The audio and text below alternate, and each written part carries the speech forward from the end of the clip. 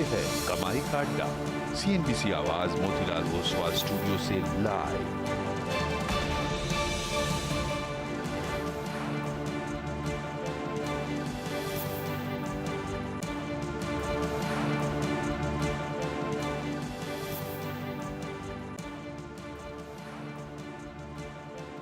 CNBC आवाज़ Motilal Oswal studio में आपका स्वागत है। भारतीय मार्केट में एक बार फिर शानदार तेज़ी का सत्र, खास तौर से PSU कंपनीज में एक शानदार रैली। करेंगे इन सब पर बातचीत, लेकिन पहले हेडलाइंस।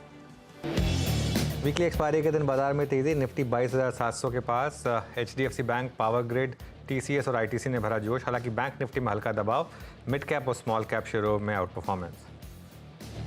पावर स्टॉक्स में आज दौड़ा तेजी का करंट। REC 9% भागा तो PFC, भेल जैसे काउंटर्स भी 4 से 6% ऊपर। NTPC, CSC जैसे स्टॉक्स में भी दिखी रौनक। गोदरेज ग्रुप में फैमिली स्प्लिट के बाद गोदरेज प्रॉपर्टीज और गोदरेज इंडस्ट्रीज में 4 से 6% की गिरावट। वहीं गोदरेज कंज्यूमर और गोदरेज एग्रोवेट में खरीदारी। 2 हिस्सों में बटेगा गोदरेज का कारोबार। और कच्चे तेल में आई मुनाफा वसूली से ऑयल मार्केटिंग कंपनियों में लगी आग। HPCL आज 7% ऊपर तो BPCL और IOC भी 3 से 4% भागे। वहीं एशियन पेंट, बर्जर पेंट और इंटरग्लोब एविएशन जैसे स्टॉक्स में भी तेजी। अनुमान के मुताबिक रहे फेडरल बैंक के नतीजे। चौथी तिमाही में बैंक की ब्याज से आय में 15% की बढ़त, मुनाफा रहा फ्लैट। वहीं 76% बढ़ा अदानी पोर्ट का प्रॉफिट, मार्जिन में दिखा सुधार। और कल आएंगे निफ्टी की 2 दिग्गज कंपनियां, ब्रिटानिया और टाइटन के चौथी तिमाही के नतीजे। ब्रिटानिया के मुनाफे में 3% की गिरावट संभव, मार्जिन पर भी दबाव की आशंका, लेकिन 16% बढ़ सकता है टाइटन का प्रॉफिट, मार्जिन में सुधार की उम्मीद। आप परिणाम के दिन देख लेना, 12:30 बजे के पहले NDA 400 पार कर जाएगी, मोदी जी फिर से प्रधानमंत्री होंगे। गृह मंत्री अमित शाह का मोदी सरकार की बम्पर जीत का भरोसा। नेटवर्क 18 के editor in chief Rahul Joshi के साथ एक्सक्लूसिव इंटरव्यू में बोले, 10 सालों में मोदी सरकार ने इकोनॉमी को पहुंचाया नई ऊंचाई पर। ग्रीन, हाइड्रोजन, सेमीकंडक्टर, मैन्युफैक्चरिंग और EV में अगले 25 साल होंगे भारत के नाम। ओके, अगले 25 साल भारत के नाम। अगले 10-15 साल तो खैर लग रहा है कि भारत के नाम होंगे, और मार्केट भी आपको यही कह रहा है। अच्छा, आज की तेज़ी एक और चीज़ आपको कह रही है फिर से, अगेन एंड अगेन, कि इस मार्केट में गलती करनी भी है तो लॉन्ग साइड पर करिए। अगर आपने इवन ट्यूसडे को भी उस गिरावट में ख़रीदारी कर लिया, आज सुबह डिप पर खरीद लिया, तो पैसा बना। और एक चीज़, ग्लोबल स्क्रीन को देख के डरने का कोई फ़ायदा नहीं है। हमारी मार्केट हमारी अपनी चाल चल रही है। आज क्या हुआ? आज हमारा मेन रीज़न रहा क्रूड। आज मार्केट ने लैच ऑन किया उस क्रूड प्राइस पर, क्योंकि आज जिस तरीके के स्टॉक ऊपर आ रहे हैं वो क्लियरली आपको बता रहे हैं कि चाहे वो HPBP हो, एशियन पेंट्स, बर्जर पेंट्स हो, पिडिलाइट हो, इंडिगो हो, उसके बाद बड़ी गिरावट, फुल जोश में बुल्स उसकी वजह से, क्योंकि वो हमारे मैक्रो में एक सपोर्ट लेकर आता है हमारे लिए। दूसरी चीज़ हर्षदा, तो GST का नंबर था, और 2 लाख करोड़ प्लस का GST का नंबर है, हाईएस्ट एवर। हाँ, हाईएस्ट एवर। और छोटी बात नहीं है ये। जब 1 लाख करोड़ पहली बार क्रॉस हुआ था तो कुछ लोगों ने कहा था कि एबरेशन है, कुछ लोगों ने कहा था कि ज़्यादा इन्फ्लेशन की वजह से, ज़्यादा इसकी वजह से, उसकी वजह से। उसके बाद तो 1 लाख करोड़ नॉर्म बन गया। उसके बाद 1.5 लाख करोड़ हमारा नॉर्म बन गया। अब देखिए, हो सकता है अब कल के नंबर को लेकर भी बहुत लोग कह रहे हैं कि इलेक्शन है, ये है, वो है, उसकी वजह से। अब मेरा ये मानना है कि धीरे धीरे आगे जाते हुए 2 लाख करोड़ आपका नॉर्मल बन जाएगा। तो ये आप समझिए कि ये फॉर्मलाइजेशन ऑफ इकोनॉमी, उसका एक क्लियर कट इम्पैक्ट। और बार बार मैं एक चीज़ बोलता हूँ, हर रैली डिफरेंट होती है। नॉर्मली रैलीज होती हैं लिक्विडिटी ड्रिवन, ये वाली जो रैली है हमारी प्योरली फंडामेंटल ड्रिवन रैली है, और इसके लिए करेक्शंस आएंगी बीच बीच में, लेकिन वो हर बार बाइंग अपॉर्चुनिटीज होंगी। चलिए, तो आपको डिप अगर मिलेगा अभी तो बाय साइड का ही ट्रेड मिलता हुआ दिखाई देगा। ये फिलहाल मूड माहौल है, लेकिन आज क्लोजिंग के लिए अनुज फिर क्या तैयारी होनी चाहिए? कंसिडरिंग हम वैसे डे हाई से ज़्यादा दूर है नहीं, जो करीब 22,710 था, वो रीअटेम्प्ट करेंगे? हो सकता है, लेकिन इसमें एक चीज़ बताऊँ मैं आपको हर्षदा, आज अगर आप हमारे व्यूअर से पूछेंगे ना, आपका पैसा बना अगर आपने फ्यूचर्स में काम करा या डिलीवरी में काम करा। आपने अगर ऑप्शन में काम करा तो आज पैसा नहीं बना। भले ही मार्केट में मोमेंटम स्ट्रांग है, एक्सपायरी का दिन है, मोमेंटम ऑब्वियसली बुल्स के साथ है यहाँ पर, लेकिन इतनी बड़ी रैली के बावजूद ऑप्शन प्राइसेस नहीं मूव कर रहे हैं। ऑप्शन राइटर्स का दिन है आज। मैं उसका आपको एग्जांपल देता हूँ। 2 ऑप्शन लेकर आइए, एक तो 22,600 की पुट और एक 22,700 की कॉल। अब ऑब्वियसली 22,600 की पुट तो ऑलमोस्ट जीरो होगी ही, क्योंकि मार्केट इतना तेज़ी से रैली करा है, तो उसके कॉल पुट राइटर ने तो बहुत पैसा बनाया, 2.25 करोड़ का ओपन इंटरेस्ट है। लेकिन सपोज करिए 22,700 की कॉल, 100 पॉइंट की निफ्टी रैली के बावजूद 22,700 की कॉल का प्रीमियम गिरा है। तो अगर आपने कॉल ली है तो आपका पैसा नहीं बना है। एक चीज़ जो मैंने आई थिंक ट्यूसडे को कहा था कि अगर आप BTST कर रहे हैं तो अगले हफ्ते का ऑप्शन लीजिएगा, इस सीरीज़ का मत लीजिएगा। क्यों? क्योंकि वो एक दिन के बीच का गैप था, ऑप्शन प्राइसेस बहुत हाई थे। आज 100 पॉइंट की निफ्टी की रैली के बाद भी कॉल का ऑप्शन आपका प्राइस गिरा है। तो ये चीज़ लोगों को समझनी होगी कि आप ऑप्शंस कब लेने होते हैं और कौन से लेने होते हैं, ये समझना बहुत ज़रूरी होता है। कई लोग इसमें गलती करते हैं। आज बहुत लोग पूछ रहे होंगे कि मैं तो मार्केट चल गया फिर भी मेरे कॉल में पैसा नहीं बना, वो इस वजह से नहीं बना आपका पैसा, ठीक है ना। तो खैर एनीवे, अब नेक्स्ट लेवल टू वॉच जो मार्केट के लिए रहेंगे उस पर आ जाते हैं। ऑब्वियसली ऑप्शंस के हिसाब से अगर आप देखें तो रेजिस्टेंस मिलेगी आपको 22,742 से 22,773 पर। मेरे ख्याल से एक हो सकता है कि पोस्ट 3 PM मूव मिल जाए आपको। अदरवाइज ये आज की एक्सपायरी तो ऑप्शन राइटर्स के नाम है, इसमें मुझे कोई डाउट नहीं है कि आज की एक्सपायरी में हो सकता है ये थोड़े से ऑप्शंस और ऑलमोस्ट जीरो के करीब आ जाएं, उसके बाद मार्केट एक मूव बनाए, ये पॉसिबल है, ये हो सकता है। निफ्टी बैंक की जहाँ तक बात है, निफ्टी बैंक पर सुबह भी मैंने एक चीज़ कही थी, आज भी मैं अब यही चीज़ बोलूँगा, यहाँ अभी कोई ट्रेड नहीं है। आप बैंक निफ्टी का इंट्राडे चार्ट देखिए, बैंक निफ्टी में आज कोई ट्रेड नहीं है, क्योंकि कंपोनेंट्स बैंक निफ्टी ये देखिए क्या मतलब ऑल ओवर द प्लेस, इससे ज़्यादा वॉलेटाइल चार्ट होगा नहीं कोई। तो इसके लिए बैंक निफ्टी को अभी कुछ टाइम के लिए छोड़ दीजिए, फोकस करिए स्टॉक्स पर। और मैं एक चीज़ हमेशा बोलता हूँ लोगों को, स्टॉक्स में फोकस करिए जहाँ मैक्रो ट्रिगर मिल जाए। जैसे आज मैक्रो ट्रिगर मिला क्रूड का, तो आज सुबह हमने ऑयल मार्केटिंग कंपनीज की बात की थी, इंडिगो की बात की थी, पेंट कंपनीज की बात की थी कि इन पर फोकस करिए आप। तो इस तरीके के ट्रेड्स पर फोकस करिए। और एक चीज़ बहुत इंटरेस्टिंग हो रही है इस मार्केट में, चोलामंडलम देखिए आप, कल नंबर्स आए थे जब हम क्लोजिंग का शो कर रहे थे। कल ये स्टॉक टुवर्ड्स द एंड एक मोमेंटम दे रहा था, लग रहा था कि ये आज भी भागेगा, लेकिन आज भी 9% भागा ये स्टॉक। मतलब अगर मैं कल नंबर्स देखकर सब कुछ पढ़कर उसके बाद भी स्टॉक ले लिया तो भी आज ये स्टॉक आपको 9% कमा के दे रहा है। जी हाँ, ऐसे कई सारे एक्स्ट्राऑर्डिनरी मूव्स कईयों स्टॉक्स में हैं, उन सब की बातचीत होगी, लेकिन फटाफट से पहले कुछ ट्रेंडिंग काउंटर्स आपकी स्क्रीन पर लेकर आए हैं। और चोला इनफैक्ट उस तेजी वाले ट्रेंड में आज दिखेगा आपको। लेकिन किन किन स्टॉक्स में आज खरीदारी हुई है वो आपकी स्क्रीन पर है। Power grid, BPCL, Asian paint, Bajaj auto, ये सारे वो स्टॉक्स जहां पर अच्छी खासी तेजी बनती हुई, इनफैक्ट आज पावर कंपनियों में अलग ही तेजी बनती दिखाई दे रही है।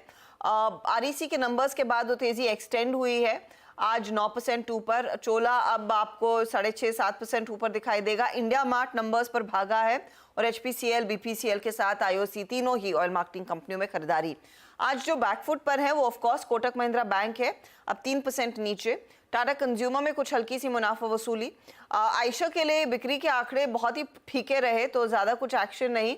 और भारतीय एयरटेल भी है जहां पर कुछ हल्का सा मुनाफा वसूली का दबाव दिख रहा है। गोदरेज प्रॉपर्टीज ऑफ कोर्स बंटवारे के बाद ये सिर्फ एक MOU में रहेंगे गोदरेज के उस बड़े लैंड बैंक में, तो उनको फायदा नहीं मिलेगा लैंड में विनिवेश का। जो डेवलपमेंट अगर गोदरेज एंड बॉयज करती है तो उनके हाथ वो बिजनेस आएगा, उसी का खेल है उस बंटवारे में। IGL, पिडिलाइट और गेल ये दूसरे लूजर्स हैं आज के लिए। तो ये है फिलहाल आपके लिए मार्केट का हाल। अब ऐसे में आपकी क्या रणनीति होनी चाहिए, फंडामेंटल्स पर क्या राय बन रही है, ICICI सिक्योरिटीज के पंकज पांडे से समझेंगे। टेक्निकल कॉल्स के लिए प्रकाश काबा, शिल्पा राउत, अमित सेठ, रुचित जैन, जतिन गेडे और सुदीप शाह हैं। 220 पर एवरेडी इंडस्ट्रीज के नंबर्स पर चौथी तिमाही जो आ चुकी है, कंपनी के मैनेजिंग डायरेक्टर से बात होगी, साहा साहब हमारे साथ जुड़ेंगे। 230 पर जानेंगे कि गोदरेज ग्रुप में जो सेल ऑफ आया है खासतौर से 2 स्टॉक्स में आज, इंडस्ट्रीज और प्रॉपर्टीज़, उसके पीछे वजह क्या है, निमिष को जोड़ना चाहेंगे इस पर। 245 पर सुमित आपको बताएंगे ब्रिटानिया, टाइटन और साथ ही गोदरेज प्रॉपर्टीज, ये 3 दिग्गज कंपनियां जिनके नंबर्स आने वाले हैं, क्या एक्सपेक्ट कर रहा है मार्केट बिग वॉइस में। आज हमारे साथ प्रकाश दीवान .in के प्रकाश दीवान है, फिर डीलिंग रूम का जायजा यतिन के साथ, STBT, BTST और क्लोजिंग की तरफ बढ़ेंगे। ओके, चलिए फिर अब जरा एक बार हमारे पैनल को लेकर आइए स्क्रीन पर और उसके बाद उनसे ट्रेड्स लेना शुरू करेंगे। आप सभी को गुड आफ्टरनून। शिल्पा जी, आपसे शुरुआत करते हैं। आज बताइए क्या ट्रेड होगी आपकी? जी good afternoon Anuj ji and Harsha and everyone on the panel. अभी के लिए मेरा बाय यहाँ पे रहेगा क्रॉम्पटन में। क्रॉम्पटन यहाँ पे एक्चुअली ट्यूसडे से एक अच्छे मोमेंटम है जहाँ पे 320 के ऊपर इसका एक ब्रेकआउट आया है। अभी ये 330 की जोन्स में है, तो मुझे लगता है यहाँ से भी अभी आपको 350 से 360 क्रॉम्पटन आपको 1-2 दिन में ये मूव करते हुए दिखना चाहिए। तो यहाँ पे आप 320 के स्टॉप लॉस से 360 के टारगेट्स के लिए फ्यूचर्स में भी ट्रेड ले सकते हैं, या फिर किसी को अगर ऑप्शंस के थ्रू ट्रेड लेना है तो एट द मनी 330 का कॉल ऑप्शन जो रफली अभी 15 रुपये के अराउंड है, तो आप यहाँ पे भी पार्टिसिपेट कर सकते हैं। 10 रुपये का स्टॉप लॉस रखिए। मुझे लगता है यहाँ से ये भी आपको 24 से लेकर 25 के बीच में ट्रेड करना चाहिए। ओके, तो ये फिलहाल आपके लिए क्रॉम्पटन में एक अपॉर्चुनिटी 330 का कॉल लेकर चले, ये है आपके लिए राय शिल्पा की तरफ से। स्टॉक इस समय ये 330 वाला कॉल 15 रुपये पर है। ठीक है काबा जी, आफ्टरनून आपका ट्रेड क्या रहेगा? Good afternoon you. मुझे ट्रेड रहेगा इस वक्त, वो है बजाज ऑटो। सेटअप सही है, अच्छा ब्रेकआउट भी मिला है, चल रहा है 9.21 पर। 9080 का स्टॉप लगा अगर चलें तो मेरे ख्याल से 9225 यहाँ तक जा सकता है। आते दिनों में और भी हायर जोन देखेंगे बजाज ऑटो में। ओके, अमित सेठ के पास चलते हैं। अमित जी गुड आफ्टरनून, आपका पसंदीदा स्टॉक? जी good afternoon Anuj ji, good afternoon Harshita ma'am and everybody on the panel. Anuj ji, मेरा इस समय का टॉप ट्रेड रहेगा टाटा मोटर्स। टाटा मोटर्स का अगर स्ट्रक्चर देखें तो यहाँ पे एक सिमेट्रिकल ट्रायंगल का ब्रेकआउट है। स्टॉक अपने की मूविंग एवरेजेस के ऊपर ट्रेड कर रहा है और काफी कंसोलिडेट करके बाहर आ रहा है। 1026 का इसका प्राइस है। स्टॉप लॉस रहेगा 1010 रुपए का और टारगेट्स रहेंगे 1055 रुपए के। ओके, तो टाटा मोटर्स में तेजी का ट्रेड इस समय अमित दे रहे हैं। जतिन, आफ्टरनून आपका ट्रेड? हाँ, आफ्टरनून एवरीबॉडी। तो हमारा जो ट्रेड होगा वो सेल साइड की तरफ होगा। गुजरात गैस में एक bearish flag and hole pattern का ब्रेकडाउन हुआ है, तो मैं सेल करके चलना चाहूँगा गुजरात गैस। 548 का एक स्टॉप लॉस लगा के 512 के टारगेट के लिए सेल साइड की तरफ गुजरात गैस का ट्रेड लेना चाहूँगा। ओके, गुजरात गैस हो गया सेल साइड पर। पंकज पांडे भी हमारे साथ। Pankaj ji good afternoon. काफ़ी स्टॉक्स में बात करनी है आपसे, लेकिन उससे पहले आपका खुद का पसंदीदा स्टॉक कौन सा होगा? So, good afternoon. Thanks for having me. I think overall capital goods as a theme, because capex cycle काफी strong है, अच्छी लग रही है अभी भी। I think जो एक सेगमेंट नहीं चला है कैपिटल गुड्स में वो है बियरिंग कंपनीज। तो बियरिंग कंपनीज में हमें दो कंपनीज पसंद है, विच इज एक एसकेएफ है और दूसरा टिमकिन है। आई थिंक ओवरऑल हमें लगता है जिस हिसाब से रेलवे में या एंड यूजर या प्रोसेस इंडस्ट्रीज में केपेक्स चल रहा है एंड जैसे अनाउंसमेंट आ रहे हैं, आई थिंक ये जितनी भी आपकी बेयरिंग कंपनीज है इनके लिए काफी फायदेमंद होने वाला है, बिकॉज ये एक बेसिक इंडस्ट्रियल प्रोडक्ट है। तो ओवरऑल हमें लगता है कि एसकेएफ में जहाँ पे हमारा टारगेट प्राइस करीब 6060 है एंड टिमकिन में हमारा टारगेट प्राइस करीब 3950 है। आई थिंक ये दो कंपनी हमें क्लियरली स्टैंड आउट लगती है। तो टिमकिन और एसकेएफ ये दो अपॉर्चुनिटीज इस समय पंकज को पसंद आ रही। इस बीच आई थिंक रुचित भी जुड़ गए हैं। रुचित, आफ्टरनून आपका ट्रेड? जी very good afternoon Harshita ji, very good afternoon to everyone. Petronet में खरीदारी की सलाह रही, तो एक अच्छे समय के कंसोलिडेशन के बाद रिसेंटली ये स्टॉक ने एक ब्रेकआउट दिया है। ब्रेकआउट के बाद फॉलो अप मूव जो हम आज देख रहे हैं या कल की ट्रेडिंग सेशन में भी देखा था, उसमें वॉल्यूम्स काफी स्ट्रॉन्ग है। तो जब यूजुअली ऐसे प्राइस वॉल्यूम एक्शन होते हैं तो एक अच्छे ट्रेंडेड फेजेस हम ये स्टॉक में देख सकते हैं। तो करंट लेवल्स पे 310 के नीचे स्टॉप लॉस रख के खरीदारी करने की सलाह रहेगी 338 340 के अराउंड के टारगेट्स के लिए। ओके, पेट्रोनेट एलएनजी ये हो गई इस समय की पिक। चलिए अब कुछ और स्टॉक्स की बात कर लेते हैं, और एक बार जरा आप ऑयल मार्केटिंग कंपनी इसके स्टॉक्स लेकर आइए, ख़ासतौर से HPCL। ध्यान रखिएगा, ट्यूसडे को IOC के नंबर्स ख़राब थे, लेकिन उसके बाद आज क्रूड का एक फ़ायदा मिलता हुआ।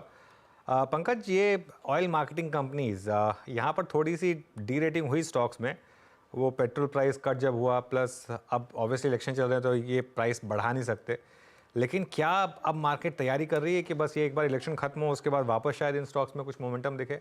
आपका व्यू क्या होगा ऑयल मार्केटिंग कंपनीज पर?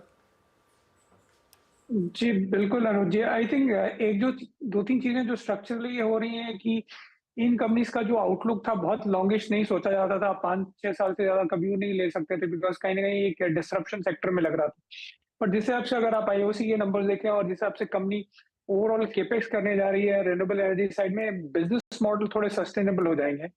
एंड जो अभी रीसेंट क्रूड का डिक्लाइन है, आई थिंक वो HPCL के लिए रिलेटिवली बेनिफिशियल है, बिकॉज उनका जो मार्केटिंग स्लेट है वो ज्यादा है इन जनरल ये सभी के लिए पॉजिटिव है, बट आई थिंक जो एक मोमेंटम थम गया था because of crude oil prices inching higher, I think वो कंसर्न रिसीड होता हुआ नजर आ रहा है। और अगर रिन्यूएबल एनर्जी साइड में इन कंपनीज का पुश आगे बरकरार रहेगा तो ओवरऑल मैं ये एक्सपेक्ट करूंगा कि स्ट्रक्चरली इनके मल्टीपल्स रीरेट होंगे, जैसे कि हमने बाकी और सब सेक्टर्स में देखे हैं, चाहे वो ट्रेडिशनल पावर कंपनीज हो या फिर आपने शुगर कंपनीज देखे हुई हैं।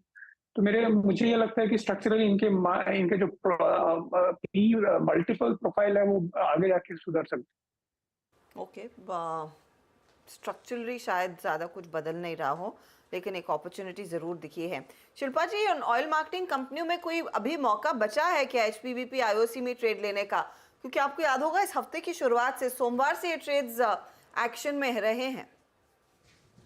जी बिल्कुल, यहाँ पे हर्षिता जी आज यहाँ पे हमने देखा था कि गेल में भी अच्छा एक मोमेंटम था और सुबह आईओसी भी एक टर्न अराउंड दे रहा था यहाँ पे, जहाँ पे 180 तक हम लोग वापस इसमें एक फुल बैक देख सकते थे। लेकिन अभी वापस एक छोटा सा अगर हम लोग अभी के लिए ट्रेड लेंगे तो मुझे लगता है IOC definitely one of the preferred pick मेरे लिए है फॉर टारगेट्स ऑफ 180। उसको छोड़ के मुझे बीपीसीएल अच्छा लग रहा है। बीपीसीएल इज ऑलरेडी अप 4.5%, लेकिन मुझे लगता है यहाँ पे 620 के स्टॉप लॉस से आप अभी भी लॉन्ग रह सकते हैं फॉर टारगेट्स ऑफ 660 से लेके 675। ओके, इनमें पाजटा एक चीज़ बहुत क्लियर है ऑयल मार्केटिंग कंपनी में, इसको अगर आप थोड़ा सा समझ लें इस बिज़नेस को तो आप बड़ा पैसा बना सकते हैं। इस बिज़नेस को समझने का एक ही तरीका है, सिंपल। ये एक तरीके की मोनोपोली है, तीनों कंपनियों के प्राइसेस सेम होते हैं। सरकार इंटरवीन करती है जब ज़रूरत होती है, और वो ज़रूरत आती है सिर्फ 5 साल में एक बार, जब इलेक्शन आते हैं तब वो इंटरवेंशन आया, उसकी वजह से स्टॉक गिर गए। यही कहानी रिपीट हुई थी एग्जैक्टली 5 साल पहले। मैं इसीलिए लोगों को बोलता हूँ बार बार हिस्ट्री से लेसन ड्रॉ करिए और देखिए किस तरीके से ये मार्केट ने आपको मौका दिया, उसके बाद ये स्टॉक गिरे। और आई थिंक ये हमने पिछले हफ्ते बात की थी कि इन स्टॉक्स में अब आप इलेक्शन तक धीरे धीरे छोटा छोटा क्वांटिटी एक्यूमुलेट करते रहिए, क्योंकि अभी तो ये रैली की शुरुआत है। मतलब असली रैली तो इनकी आएगी लास्ट फेज ऑफ इलेक्शन खत्म होने के बाद या फिर जून में रिजल्ट आने के बाद, उसके बाद आएगी। क्यों? क्योंकि जितना इन्होंने लॉस किया होगा उतना कॉम्पनसेट हो जाएगा किसी न किसी तरीके से, प्लस उसके बाद वापस फ्रीडम आ जाएगी प्राइस हाइक करने की। तो इसके लिए ये एक स्पेस है जहाँ पर अगर आप टाइमिंग कर सकें तो बहुत पैसा बना सकते हैं। अच्छा, इस बीच डाबर के नंबर्स आ गए हैं अनुज। 341 करोड़ का प्रॉफिट आया, 350 करोड़ का अनुमान था, ध्यान रखिएगा। तो प्रॉफिट क्लियरली उतना बढ़ा नहीं है जितना हम चाहते थे, लेकिन 292 करोड़ से बढ़कर ये 341 करोड़ पर आया है। रेवेन्यू का जो फिगर है वो करीब 2835 का अनुमान था, उसके सामने कंपनी ने क्या किया है डिलीवर, वो भी आपकी स्क्रीन पर हो जाएगा फ्लैश। 2815 करोड़, तो 20 करोड़ का मिस उस लिहाज से अगर आप देखें। अब देखना ये होगा कि कंपनी मार्जिन्स के फ्रंट पर क्या डिलीवर करती है। ध्यान रखिएगा, इस बार ही हम एक्सपेक्ट ज़रूर कर रहे हैं कि कंपनी के मार्जिन्स कुछ बेहतर हो सकते हैं। 17% के आसपास का अनुमान है, जो पिछले क्वार्टर में करीब 15.3% के थे। एंड मोस्ट इम्पॉर्टेंटली क्या वॉल्यूम्स में पिकअप देखने को मिलेगा। नॉर्मली ये जो विंटर वाला क्वार्टर रहता है, जो Q4 रहता है, उसमें हनी और दूसरे प्रोडक्ट्स की डिमांड बढ़ती है, तो उस लिहाज से वो वॉल्यूम्स में रिफ्लेक्ट होना चाहिए। लेकिन क्या वो 3 से 4% तक की वॉल्यूम ग्रोथ आएगी या नहीं, उसका इंतजार रहेगा। फिलहाल on the face of it consolidated आया, अब कह सकते हैं रफली मीट करिए एक्सपेक्टेशंस को, और 341 के सामने 341 डिलीवर किया है 350 के सामने। ओके, एक बार जरा इसका चार्ट देख लेते हैं डाबर का 1 साल का। बहुत टाइम से हमने स्टॉक की बात शायद करी नहीं है, और कुछ ही देर में अगर मैनेजमेंट जुड़ेगी उनसे भी बात करेंगे। नंबर्स मोरलेस इन लाइन है, और इसकी बात हमने क्यों नहीं की है ये आपकी स्क्रीन पर चार्ट देखिए। 12 महीने में कुछ नहीं किया है स्टॉक ने, क्योंकि इसके नंबर्स भी इसी तरीके से रहे हैं। ये स्टॉक में थोड़ा वैल्यूएशन कंफर्ट है हालांकि कंपेयर टू अदर्स, लेकिन पंकज डाबर कोई व्यू आपका? ऑब्वियसली इन नंबर्स पर तो व्यू नहीं मांगूंगा आपसे, अभी आपने देखे नहीं होंगे, लेकिन ओवरऑल स्टॉक पर कोई view? I think Anuj, overall अगर आप एफएमसीजी एज अ पैक देखें तो बहुत मुश्किल है इन कंपनीज के लिए double digit top line and bottom line generate करना, लार्जली बिकॉज एक तो प्राइसिंग ग्रोथ कंपनी ने काफी एग्रेसिवली ली थी, उसके बाद में इनका जो मार्जिन तो डेफिनेटली सुधर गया, बट वॉल्यूम ग्रोथ कहीं ना कहीं इम्पैक्ट हुआ। अगर अभी आगे जाके ऐसा लग रहा है कि कंपनीज प्राइसिंग थोड़ा रैशनलाइज करेंगे या मेजर्ड वे में हाइक करेंगे, बट कॉम्बिनेशन अगर प्राइस एंड वॉल्यूम का देखेंगे तो डबल डिजिट वॉल्यूम ग्रोथ किसी भी कंपनी का निकल के नहीं आता except for Tata consumer. I think वहाँ पे फूड बिजनेस है जो कि बेटर ग्रो कर रहा है। अदरवाइज एफएमसीजी कंपनी से मैं कुछ खास परफॉर्मेंस की उम्मीद नहीं करता हूं, तो आई डोंट थिंक कि आपको अगर पोर्टफोलियो में आउट परफॉर्मेंस के हिसाब से देखना है तो ये स्टॉक्स देखने चाहिए फिलहाल। पिछले एक साल से तो खैर जीरो आउट परफॉर्मेंस है, आगे भी शायद ना हो। गाबा सर, कोई व्यू बनता है या फिर छोड़ दें इस स्टॉक को? प्लीज छोड़ देना चाहिए। 10,200 तक जा सकता है, नो डाउट अबाउट इट, लेकिन अब 2 दिन से साइडवेज मूव है। अप ट्रेंड स्टिल इंटैक्ट है डाबर का। गाबा सर, डाबर की बात हो रही है, आप शायद। हाँ, डाबर की बात कर रहा हूँ। ओ सॉरी, अल्ट्राटेक से मैं देख लिया मैंने। सॉरी, डाबर अपो है यहाँ पर 510 का स्टॉप लगा चले, 525 पॉसिबल है। सॉरी, माफी चाहता हूँ। आपने कुछ कई सारे लोगों को खुश कर दिया कि डाबर आपको 10,000 तक जाता दिख रहा है, लेकिन है वो 513 पर।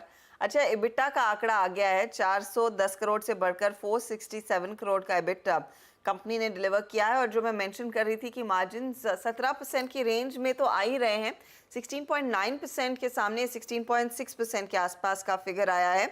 और एबिटा परफॉर्मेंस 467 करोड़ का 480 करोड़ के आसपास का अनुमान था। चार्ट्स पर कुछ नया हो सकता है क्या इसमें?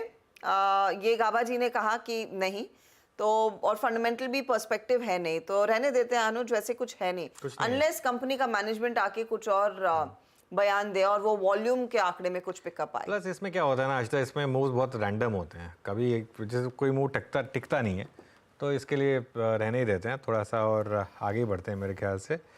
और आगे बढ़ते हैं। अच्छा, एक बार ज़रा आप लेकर आइए NTPC का चार्ट।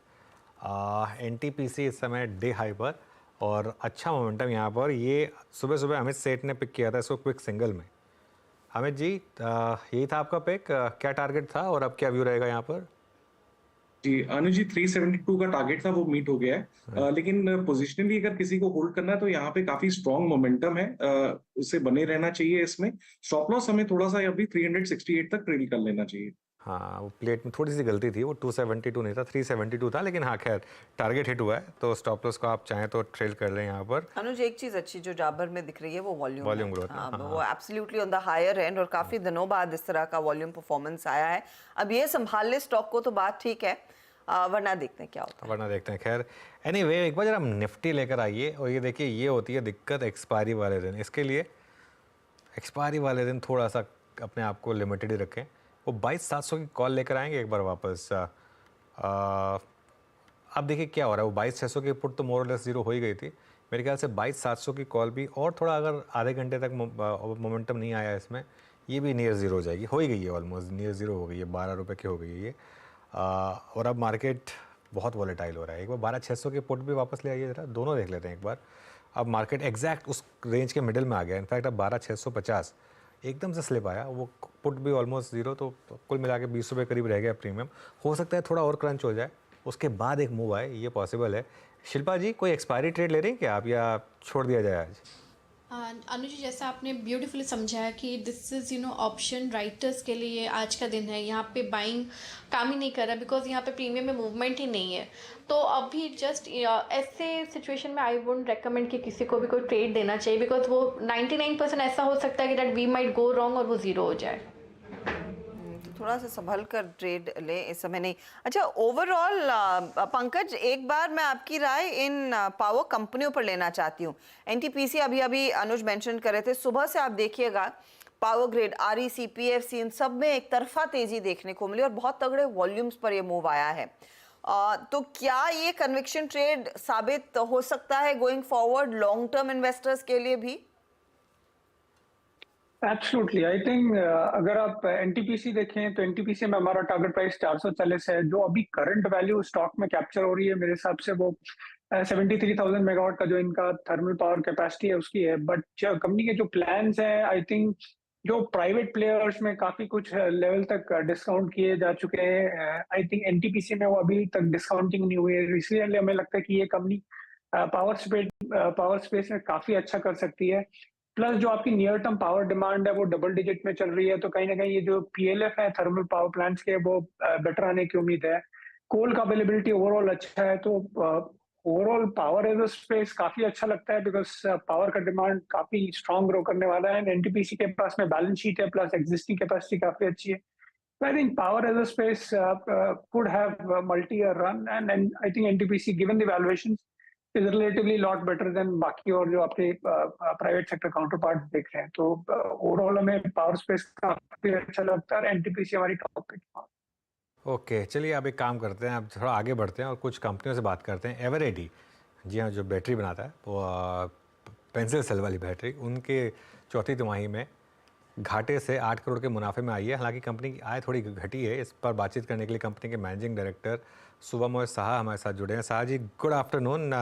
पहले तो ये बताइए कि ये एक स्पेस जहाँ पर एक मतलब डेली यूज़ प्रोडक्ट है लेकिन कंपटीशन काफ़ी है और मेरे ख्याल से शायद प्राइसिंग पावर ज़्यादा होगी नहीं, उसमें इस समय given recent commodity price search, क्या थोड़ा आउटलुक टफ है या फिर आपको लगता है कि आगे आते हुए नंबर्स इम्प्रूव होंगे? एक आउटलुक देंगे अगर आप अगले कुछ क्वार्टर्स के लिए। Okay, thank you first of all for having me in your program. Last year we improved our profit margins by more than 200 basis points. It was on the back of, I would say, stable raw material prices at least for the first 9 months. But going forward, we see commodity prices being a little volatile and if not moving northwards. But we are quite confident that we would be able to manage that. And we have sufficient coverage for us to take any calculated decision in the event prices do move upwards. Then we will have to take price increases and pass it on to the market. So we feel that in the coming quarters and the coming financial year, we should be able to improve our margins. Fair enough, लेकिन किस price range में वो margins आप target करना चाहेंगे? When you say you may have the liberty to improve margins, कोई ऐसे figure जो आप टारगेट कर रहे हैं? So we ended the year FY24 with 10.8% EBITDA margin coming from a sub 8% margin in the previous fiscal. We think we should be able to improve by at least 100 basis points in the coming year. Sir, आपके con call में आपने mention किया था कि जो carbon zinc category है वहां पर वॉल्यूम्स बहुत ही स्टैग्नेंट रहे हैं। क्या यही वजह है कि रेवेन्यूज में भी ज्यादा कुछ पिकअप नहीं देखने को मिला? Is that perhaps holding down the revenues? So, there are, I would say, two external reasons which really put a bit of a dampener on the revenue growth. One is, we have a third category of lighting. There was an industry-wide value erosion whereby all players passed on manufacturing efficiencies, some breakthrough savings to the market. So we also did the same. That did not impact margins, but that had a soft impact on the revenue side. Apart from that, on the rural demand side, there was a little bit of softening. So as a result, our batteries and flashlights got impacted, particularly the carbon zinc batteries, which are mostly consumed, or let us say a majority of which is consumed in the rural side. So these factors combined had a dampening effect on the top line, though our profitability margins, as I mentioned earlier, was improved. Okay. अच्छा, आपने नीरज चोपड़ा के साथ tie up किया है, क्या expect कर रहे हैं आप उससे? कितनी हेल्प मिलेगी आपको? So, Neeraj Chopra, as you know, he's a champion. He embodies, all the qualities that, our brand stands for, which is, durability, power, and we think that Neeraj would really, sort of go very well with our brand, and it will connect very well with our core consumers and also in the rural side of the market. On the rural side, लेकिन आप कब तक market में recovery expect कर रहे हैं? अगर उसका एक अंदाजा दे सके mister Saha. Sure. So, the value erosion that I referred to earlier on the lighting side, that has basically leveled off. So we do not see any more, deflation taking place there. So that has become more stable. We expect that post the elections, there is a little bit of distraction going on at this current moment, and all companies are having the similar experience. we think that from second quarter, there would be an uptick on rural demand. And based on these two factors, we should be able to see a healthy growth coming back into the business. Okay sir, thank you so much आज हमारे साथ जुड़ने के लिए और हमसे बात करने के लिए। तो ये एवररेडी की मैनेजमेंट। अच्छा, बात करते करते एक बार जरा इंटरडे लेकर आइए वापस स्टॉक का, और उसके बाद टिक बाय टिक भी अगर देख सकें। स्टॉक में एकदम से मोमेंटम आया। आई थिंक कुछ मैनेजमेंट ने कहा जो मार्केट को पसंद आया। ये देखिए स्क्रीन पर आपके एकदम से स्टॉक में एक अच्छा खासा मोमेंटम आना शुरू हुआ। आप कुछ और स्टॉक्स की बात कर लेते हैं। पंकज, फेडरल बैंक पर अब क्या व्यू बन रहा है? अभी तक क्लैरिटी नहीं है कि क्या मनियन साहब फेडरली जाने वाले हैं, कहीं और जाने वाले हैं। वो तो खैर एक अपने आप में एक बाइनरी इवेंट हो जाएगा। एक्स ऑफ दैट आज नंबर्स आए, आपका व्यू क्या है स्टॉक पर? आई थिंक अनुज, अगर आप देखें फेडरल बैंक काफी टाइम से कुछ खास परफॉर्मेंस नहीं रहा है compare to relative private peer. I think overall valuation side में हमें कंफर्ट लगता है। And I think if we get a somewhere down the line we feel that इस बैंक के थोड़े री-रेटिंग के चांसेस बढ़ जाते हैं। एंड अभी भी एक बैंक रीजनल बैंक की तरह ही देखा जाता है। कहीं ना कहीं अगर आप थोड़ा पैन इंडिया टिल्ट लेते हैं तो मल्टीपल्स थोड़े बेटर हो सकते हैं। तो आई थिंक ओवरऑल काफी पॉजिटिव कंस्ट्रक्ट लेके हम लोग चल रहे हैं। हालांकि अभी target prices we have not yet come out with, but we are quite positive on this bank. You are quite positive on federal bank. अब देखते हैं इवेंचुअली कौन हेड करेगा। जब करंट मैनेजमेंट सितंबर में रिटायर होंगे, अब तक अपडेट नहीं आया है। अच्छा, जो फेडरल बैंक की तरफ से बयान आ रहे हैं वो यही है कि जो सीईओ कैंडिडेट है उसमें 2 इंटरनल कैंडिडेट्स के नाम हैं। आरबीआई ने मांगा है कि 3 नामों का यहाँ पर 3 नामों की लिस्ट उनको सौंपी जाए और उसके ऊपर फिर फाइनल अप्रूवल आएगा। और 2 इंटरनल कैंडिडेट्स होंगे, एक बाहर का कैंडिडेट होगा। बोर्ड एडवांस स्टेज में है वो लिस्ट सीईओ कैंडिडेट्स वाली सबमिट करने के लिए। तो बीच में ऐसी अफवाहें थी कि शायद केवीएस मनियन जो कोटक से एग्जिट ले चुके हैं वो यहाँ नहीं आए, कहीं और जाएं। लेकिन the verdict is still yet to come, जो जैसे कहते हैं। फेडरल बैंक आपके सामने घूम फिर के फिर इवेंचुअली जतिन, फेडरल बैंक के ट्रेड में अब क्या करना है? सुबह में तेजी हुई, थोड़ा सा मोमेंटम को होल्ड कर रहा है, नंबर्स अच्छे रहे। अब एक को तलवार लटकी हुई है कि सीईओ के पद पर कौन बैठेगा, लेकिन इस समय टेक्निकली देखिए टेक्निकली तो इसमें ट्रेंड की कोई गुंजाइश नहीं है, अप ट्रेंड में है। आई थिंक न्यूज़ फ्लो के कारण इसमें डेफिनेटली वॉलेटिलिटी हो गई है, लेकिन उसके कारण फिलहाल उसको ट्रेंड में कोई चेंज नहीं आया है। तो आई थिंक जिनके पास भी है वो होल्ड करके चल सकते हैं। 160 का एक स्ट्रिक्ट स्टॉप लॉस मेंटेन करिए, क्योंकि वॉलेटाइल न्यूज़ फ्लो के कारण वॉलेटिलिटी आ सकती है। तो इसके लिए 160 के स्टॉप लॉस के साथ होल्ड करिए। मेरे को लगता है ऊपर में 180 तक का अपसाइड पोटेंशियल अभी भी इंटैक्ट है। ओके, तो ये 180 तक के लेवल्स तक तो जा ही सकता है ये काउंटर। ये फिलहाल आपके लिए पर्सपेक्टिव 3.5% के गेन्स। अच्छा, बाय द वे एक बार निफ्टी बैंक स्क्रीन पर रखते हैं, क्योंकि निफ्टी बैंक में तेज क्रैक्स आने लगे हैं। 205 अंकों की गिरावट इस समय ये इंडेक्स दिखा रहा है। प्रेशर ऑफ कोर्स कोटक की तरफ से तो सुबह से ही बना हुआ है, लेकिन इस घंटे निफ्टी बैंक में आप देखिए आईसीआईसीआई बैंक को, एक्सिस जैसे ट्रेड्स हो वहाँ पर वीकनेस, और पीएनबी में भी कुछ वीकनेस बढ़ती हुई दिखाई दे रही है। और वो इंडेक्स इस समय थोड़ा सा दबाव में 49,200 के नीचे इस समय ट्रेड कर रहा है। अमित, निफ्टी बैंक आपको क्या इशारा कर रहा है, अगर उसका एक अंदाजा दे सके? जी, निफ्टी बैंक अगर हम स्ट्रक्चर देखें, यहाँ पे प्रॉब्लम ये आ रही है कि हमें इसमें आईसीआईसीआई बैंक का एक अच्छा सपोर्ट मिल रहा था। आईसीआईसीआई बैंक ने अपने जो एक ब्रेकआउट पैटर्न्स दिखाए थे, थोड़ा सा वहां से गेन्स गिव अप कर दिया। लगभग स्टॉक ने 1160 के ऊपर हाई बनाया था, गुड वॉल्यूम्स के साथ थोड़ा पुल बैक मोड में आ गया। Similarly axis bank is also pulling back. तो मैं ये नहीं कहूंगा कि यहाँ पे कोई प्रॉब्लम है, बट बिकॉज ये 2 बैंक्स मेनली एड कर रहे थे, तो थोड़ा सा यहाँ पे 400-500 पॉइंट की बैंक निफ्टी में करेक्शन आ सकता है, closer to the moving averages. थोड़ा करेक्शन, कंसोलिडेशन हो सकता है, और उसके बाद हम एक अपमूव देखेंगे।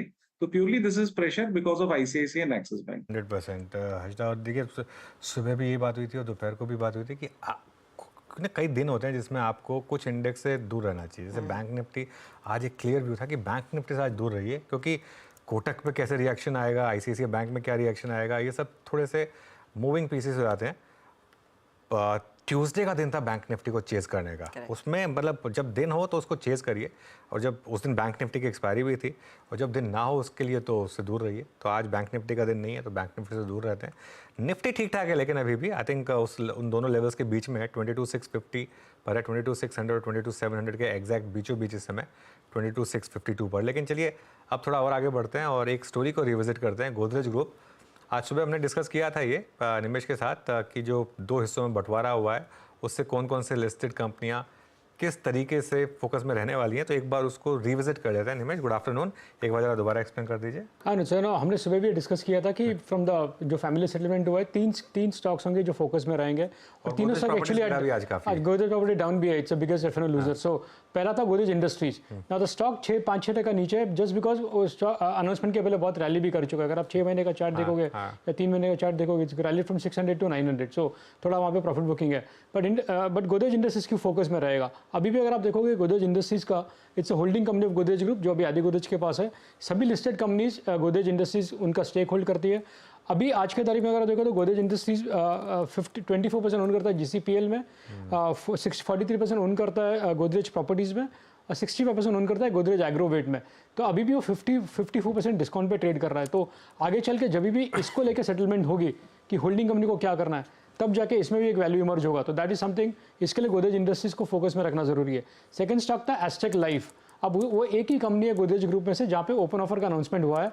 इट्स ए टेक्निकल रीजन कि ओपन ऑफर करना पड़ रहा है, इसके लिए वो आदि गोदरेज ग्रुप एक ओपन ऑफर कर रहा है 26% का, बट गोदरेज एग्रोवेट 64% ओन करता है। तो अगर पूरा 26% आ जाएगा तो then the next question would be कि या तो इसको डिलिस्ट करना पड़ेगा या तो आगे चल के उनको फिर से स्टेक थोड़ा सा बेचना पड़ेगा टू 75 लाने के लिए। तो अगेन आज थोड़ा स्टॉक नीचे इसके लिए भी because the open offer price current price से काफ़ी नीचे का प्राइस पे ओपन ऑफर, इसके लिए उसमें कोई एक्साइटमेंट नहीं रहा है। और तीसरा जो मोस्ट इंपॉर्टेंट स्टॉक था जो एफएनओ स्टॉक भी है, दैट इज गोदरेज प्रॉपर्टीज। आज डेज लो पे ट्रेड कर रहा है, ऑलमोस्ट 5% डाउन है। और सुबह हमने डिस्कस भी किया था कि जो ये सेटलमेंट हुआ है फैमिली का, एक क्लैरिटी आ गया है कि गोदरेज जो उनका जो विक्रोली लैंड है, जो रियल एस्टेट है, वो पूरा गोदरेज एंड बॉयज़ में रहेगा, एंड गोदरेज प्रॉपर्टी खाली उनका डेवलपिंग राइट्स रहेगा उनके पास। सो आज सीएलएसए ने नोट भी लिखा था, उसमें लिखा भी गया था कि ये कोई उनके लिए सरप्राइज नहीं है, बट थोड़ा सा लोगों को सीट में एंटिसिपेशन था कि कुछ लैंड इनको भी आ सकता है। अब वो वैल्यू कभी इस गोदरेज प्रॉपर्टीज़ में नहीं आएगा। और प्लस वैल्यूएशन वाइज सीएलएसए को लगता है कि महंगा स्टॉक है तो उनका सेल रेटिंग है। तो आज ये रीजन से आजीवन गोदरेज प्रॉपर्टीज़ 5% नीचे है। बिल्कुल, गोदरेज प्रॉपर्टीज़ 5% नीचे। और गोदरेज इंडस्ट्रीज में ध्यान रखिए, अभी भी भले ही वैल्यू हो, लेकिन क्योंकि स्टॉक ऑलरेडी 600 से 900 हो गया था बहुत फास्ट, तो आज थोड़ी प्रॉफिट बुकिंग आई है। पंकज, आपने कैसे देखा इस बंटवारे को, और गोदरेज ग्रुप का कोई स्टॉक है क्या आपके रेडार पर? जी कवरेज के हिसाब से तो नहीं है, बट आई थिंक एक जो चीज हम मॉनिटर करेंगे आगे जाके ये होगा कि जो डेवलपमेंट राइट्स होते हैं गोदरेज प्रॉपर्टीज के पास में, आई थिंक पहले शायद डबल डिजिट में इनको परसेंटेज शेयर मिलता था। अगर नॉर्मल इंडस्ट्री का नाम मिड सिंगल डिजिट के आसपास में अगर वो उस तरीके से होगा तो हो सकता है कि उस स्टॉक के लिए नेगेटिव हो। तो आई थिंक वो एक डिटेल्स हैं जो कि आगे जाके वेट करेंगे। अगर वैसा कुछ होगा तो देन आई थिंक अकॉर्डिंगली उस पर एक व्यू बनाया जा सकता है। Till that time I think हमारा ओवरऑल कंपनीज पे कवरेज नहीं है। ओके, लेट्स सी आगे क्या डेवलपमेंट आता है, लेकिन आज तो थोड़ा सा एक ड्रैग साबित हो रहा है इस पूरे पैक में। चलिए कुछ और ट्रेड्स आपकी स्क्रीन पर लेकर आते हैं। अच्छा, साउथ इंडियन बैंक एक बार स्क्रीन पर दिखाइएगा। कुछ ही देर पहले इसके नंबर्स आए और उसके बाद ये स्टॉक धड़ाम से गिरा है। अब एग्जैक्टली इसमें क्या नेगेटिव आया है वो समझना होगा। साउथ इंडियन बैंक इस समय नीचे ट्रेड करता हुआ, एक बार लेकर आएंगे वो तमाम फ्लैशेस प्लीज डायरेक्टर साहब। जो अभी अभी नंबर्स आए, ब्याज से आय फ्लैट है, सिर्फ 2% का इजाफा। इनफैक्ट मुनाफा 14% घटा है। एसेट क्वालिटी में भले ही सुधार देखने को मिला हो, लेकिन प्रॉफिटेबिलिटी के लिहाज से 334 करोड़ का मुनाफा घटकर करीब 287 करोड़ पर आया। तो वो एक सेटबैक, एंड 875 करोड़ के आसपास का ये ब्याज से आय का फिगर है, करीब 2% तक का ही अपटिक। इसीलिए वो स्टॉक देखते ही देखते मिनटों में 6-6.25% के नुकसान पर ट्रेड करता हुआ। तो यहाँ पर हम देख रहे हैं थोड़ा सा सेटबैक देखने को मिला है। अच्छा, एनबीएफसी का पॉकेट हालांकि काफ़ी मजबूत है। रुचित, एक तो आप चोला इन्वेस्टमेंट देखिए, और मैं पंकज के पास भी आऊँगी। पहले तो चार्ट्स पर बताइए आज के 9% के गेन्स, यहाँ से आगे क्या कितनी और तेजी के दरवाजे खोल रहे हैं इस पर्टिकुलर स्टॉक के लिए, क्योंकि ये है 1300 पर आज। तो अर्षद जी अगर रिसेंटली देखें तो जनवरी के लेटर हाफ में स्टॉक ने लगभग 1300 के आसपास का ही हाई बनाया था और वहां से जो करेक्शन आया था 1050 1020 की रेंज देखी गई थी। तो वो सबसे पहले तो पहले का स्विंग हाई है, उसके ऊपर आज स्टॉक ने ब्रेकआउट दिया। सेकेंडली आज के वॉल्यूम्स काफी इंटरेस्टिंग है। ये पूरे करेक्टिव फेज में जो डेली एवरेज वॉल्यूम्स हम देख रहे थे उससे कई ज्यादा बेहतर वॉल्यूम्स ये प्राइस के ब्रेकआउट में हुआ है। तो ये साइंस तो काफी स्ट्रांग है। अब ऑल टाइम हाई है तो प्रीवियस करेक्शन के रिट्रेसमेंट लेते तो लगभग 1400-1420 की रेंज में नियर टर्म शॉर्ट टर्म के टारगेट स्टॉक में नजर आ रहे हैं और थोड़ा mid to long term perspective से देखते तो 1470-80 के आसपास के लेवल्स आ सकते हैं। सो मोमेंटम आई थिंक जो स्ट्रांग है वो वॉल्यूम बेस्ड मोमेंटम है और इसीलिए आई थिंक ये ट्रेंड आगे और कंटिन्यू रह सकता है। ओके पंकज, चोला एक टाइम पे bluest of blue eyed NBFC मानी जाती थी। उसके बाद एक फेज आया जिसमें इसने अंडर परफॉर्म किया और श्रीराम फाइनेंस ने बहुत शानदार आउट परफॉर्मेंस दिखाई। अब आपका क्या व्यू है चोलामंडलम पर और इवन अगर श्रीराम पर? तो अनुज जी, आई थिंक जिस हिसाब से मैं देखता हूँ बजाज फाइनेंस एक टाइम में रिटेल एनबीएफसी हुआ करता था जिसको आप 5 टाइम बुक देते थे एंड करीब 30-35% पे ग्रो करता था।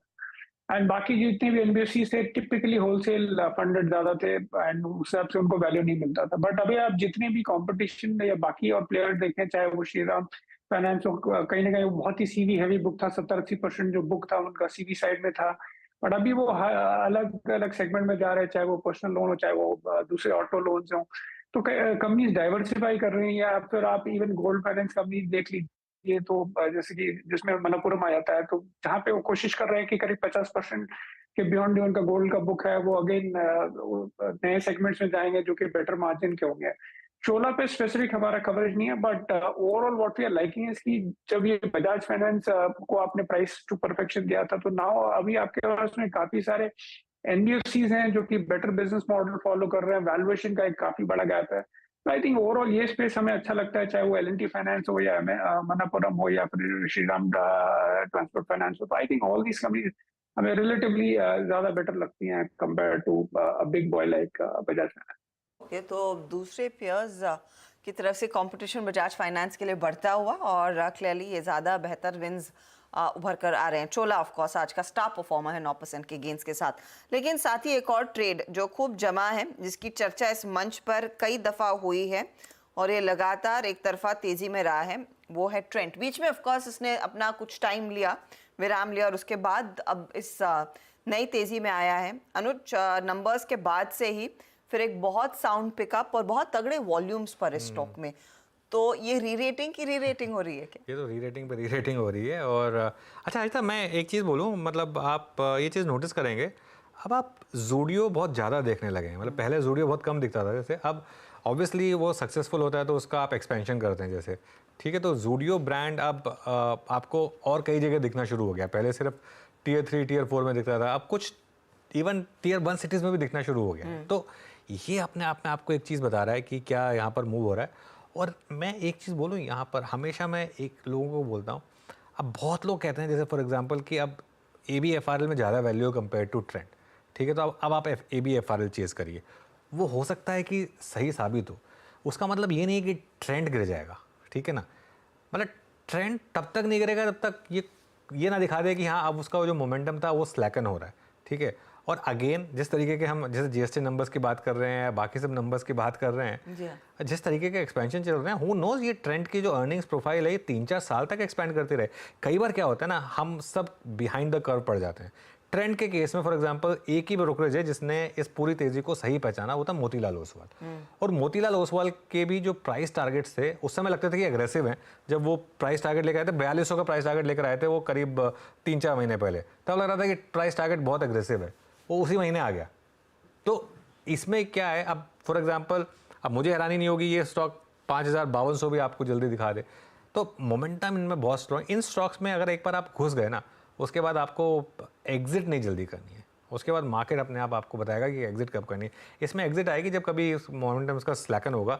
मेरे ख्याल से ये स्टॉक अभी भी लोग डिसबिलीव में इस पर, और ये 4800-5000 तो मुझे लग रहा है कि आना चाहिए इस स्टॉक में, जिस तरीके का यहाँ पर मोमेंटम चल रहा है। एक बार शिल्पा जी से व्यू ले लेते हैं इसके ऊपर, क्योंकि उन्होंने कॉल भी दी थी इसके ऊपर। शिल्पा जी बताइए, कोई अभी ट्रेड बची है इसमें ट्रेंड पर इस लेवल में? ऑनेस्टली अनुज, जैसा आपने बोला कि अपसाइड कितना स्ट्रांग है वो समझना मुश्किल है, और catching the height and the bottom both difficult, लेकिन जिस तरह से इसका मोमेंटम है, I will not be surprised अगर ये आपको बहुत जल्दी 5000 के लेवल्स में भी ट्रेड करते हुए मिले। तो क्योंकि इतना रनअप हो गया है एंड ट्रेंड के लिए 200-300 पॉइंट मूव करना 2-3 दिन में कोई बड़ा बात नहीं है।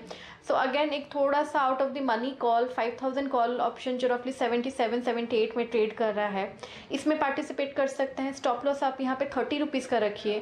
अगर ये व्यू अगेन सही जाता है, यहाँ से 300-400 पॉइंट का अपसाइड आता है for a stock like trend, एक हफ्ते में भी आ सकता है, तो ये आपको बहुत तुरंत 130, 150 मे बी 200 पे ऊपर भी ट्रेड करते हुए मिले, तो आपको यहाँ पे भी एक अच्छा गेन का सिनेरियो मिल सकता है।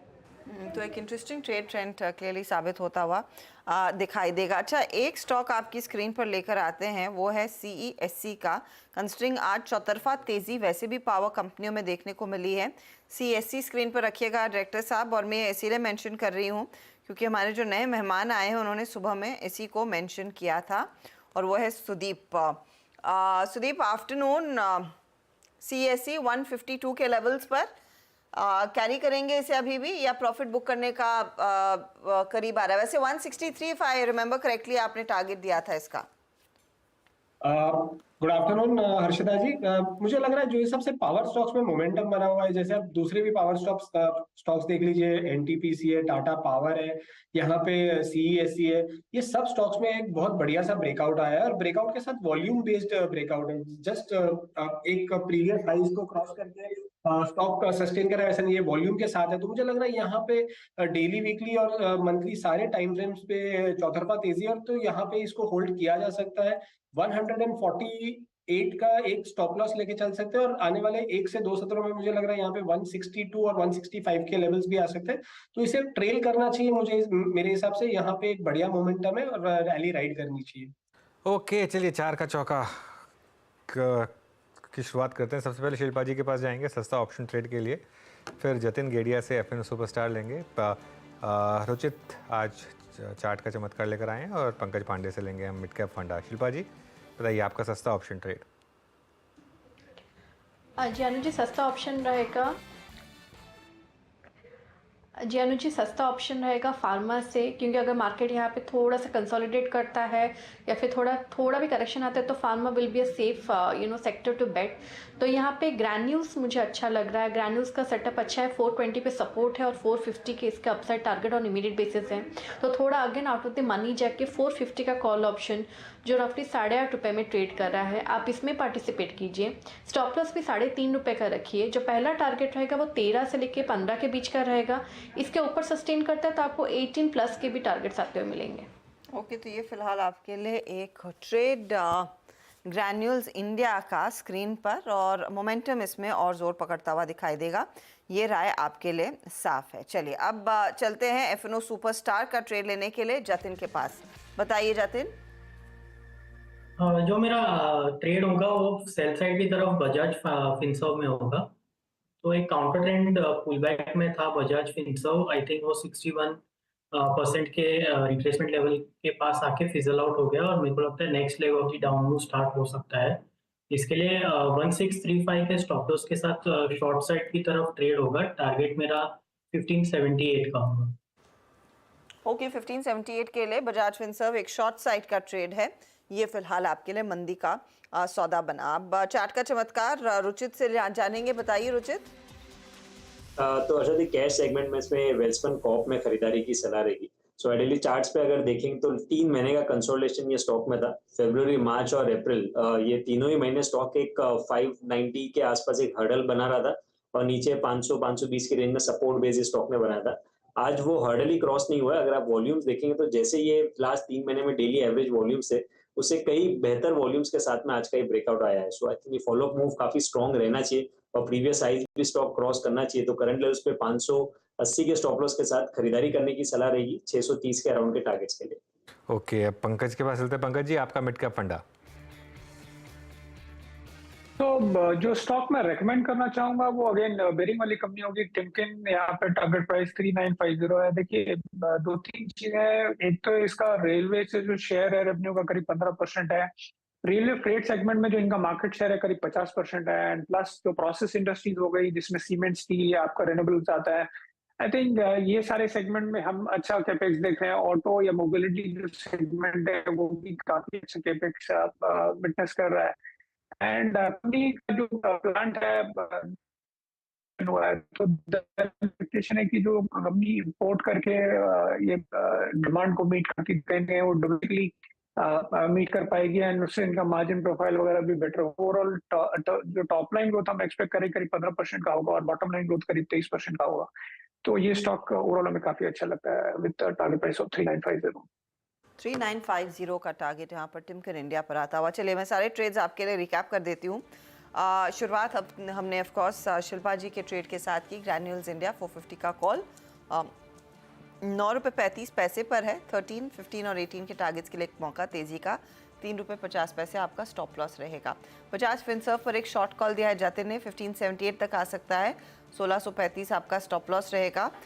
फिर आया चार्ट का चमत्कार में रुचित का ट्रेड, वेल्सपन कॉर्प 630 का टारगेट, 580 का स्टॉप लॉस, और टिमकेन इंडिया 3950 के लिए मिड कैप मंत्र ये फंडा ट्रेड आपके लिए जहां पर एक अपॉर्चुनिटी तेजी की बन रही है। अच्छा, सुदीप हमारे साथ जुड़े। सुदीप, सीएससी हमने डिस्कस किया, लेकिन ताज़ा ट्रेड इस घंटे आखिरी आधे घंटे के लिए क्या रहेगा?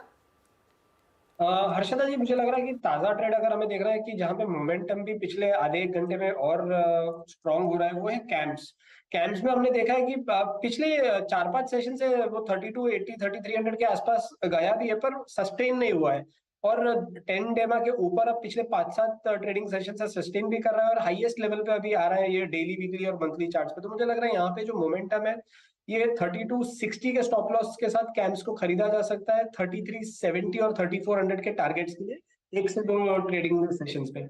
ओके, तो चलिए ये इस समय कैम्स हो गई एक।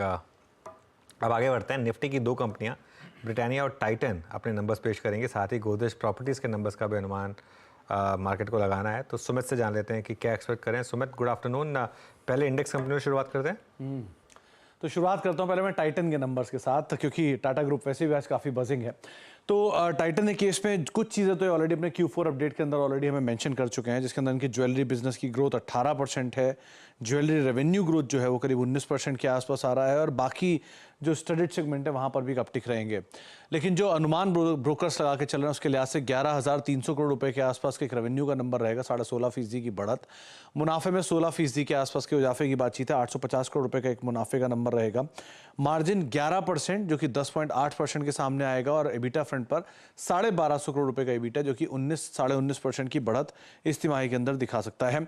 इसके अलावा जो सेगमेंट वाइज ग्रोथ का अनुमान है, ज्वेलरी 12 से 13%। इसके अलावा वॉच सेगमेंट में करीब 9 से लेकर 10% के आसपास ही ग्रोथ। आईवेयर सेगमेंट के अंदर रफली 5 से लेकर 7% के आसपास ही ग्रोथ। और साथ ही साथ अगर बाकी सेगमेंट की बात की जाए तो जो वेरिएबल 7 है तो टेनेरा का रेवेन्यू करीब 37% और कैरेट लेन करीब 30% के आसपास की बढ़त का एक अनुमान, एक आकलन लगा के बाजार चल रहा है। इसके अलावा क्योंकि ये कैरेट लेन का लास्ट क्वार्टर का नंबर ही बहुत स्ट्रॉन्ग था, तो इस बार ही अनुमान लगा रहा है कि बढ़िया नंबर रहेगा, और टेनेरा का भी एक अच्छा अपटिक आने का अनुमान बाजार लगाकर चल रहा है। लेकिन ओवरऑल एक अच्छे नंबर्स की बातचीत बाजार में है, अच्छे अपडेट भी थे, तो अच्छे नंबर्स की भी उम्मीद है। लेट्स सी किस हद तक डिलीवर करते हुए दिखाई पड़ते हैं। अच्छे अपडेट, अच्छी उम्मीद, लेकिन स्टॉक है जो थोड़ा सा फीका है, डिस्पाइट द फैक्ट कि एक तो सोने में अच्छी खासी तेजी बनी है। क्या वही ओवरहैंग लोगों को थोड़ा सा निराश कर रहा है?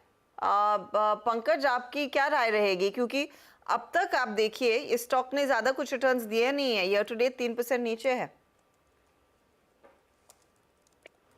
तो यस, आई थिंक हिस्टोरिकली जो हमने एक ट्रेंड देखा है कि लोग जब खरीदारी करने जाते हैं तो उनके दिमाग में या माइंड में एक वैल्यू होती है जो कि लेना चाहते हैं, और अगर गोल्ड के प्राइसेस थोड़े ज्यादा होते हैं तो थोड़ा तो इम्पैक्ट करता है in terms of buying, but over period of time वो कोई बहुत ही डेफिनेटिव ट्रेंड नहीं होता है कि आपकी डिमांड डिक्लाइन होती है।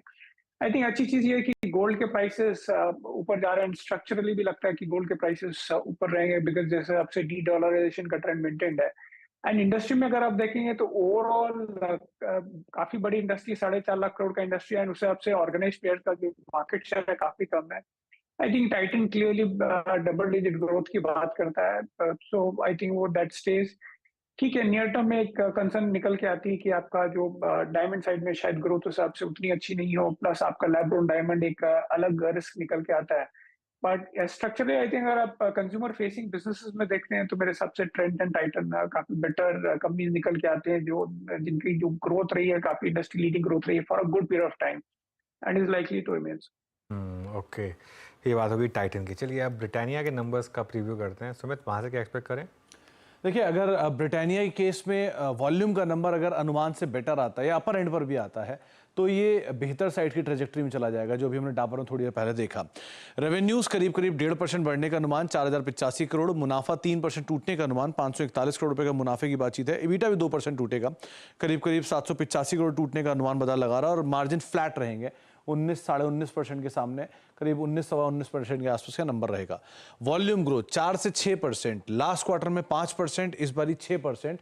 तो अगर अपर एंड को मीट करता है तो volume Q on Q basis पे बेटर रहेंगे। वाई बेसिस पे देखेंगे तो लास्ट ईयर इस क्वार्टर में करीब 1% था, तो उसके सामने अच्छे वॉल्यूम आने का अनुमान वैसे ही बाजार लगा रहा है। एक इनपुट कॉस्ट कम हुई तो उसकी वजह से थोड़ा रिलीफ आएगा, प्लस कंपनी की नई कैपेसिटीज ऐड हुई हैं, जो बिहार में प्लांट था उससे कंपनी को एक सपोर्ट आता हुआ दिखाई पड़ेगा।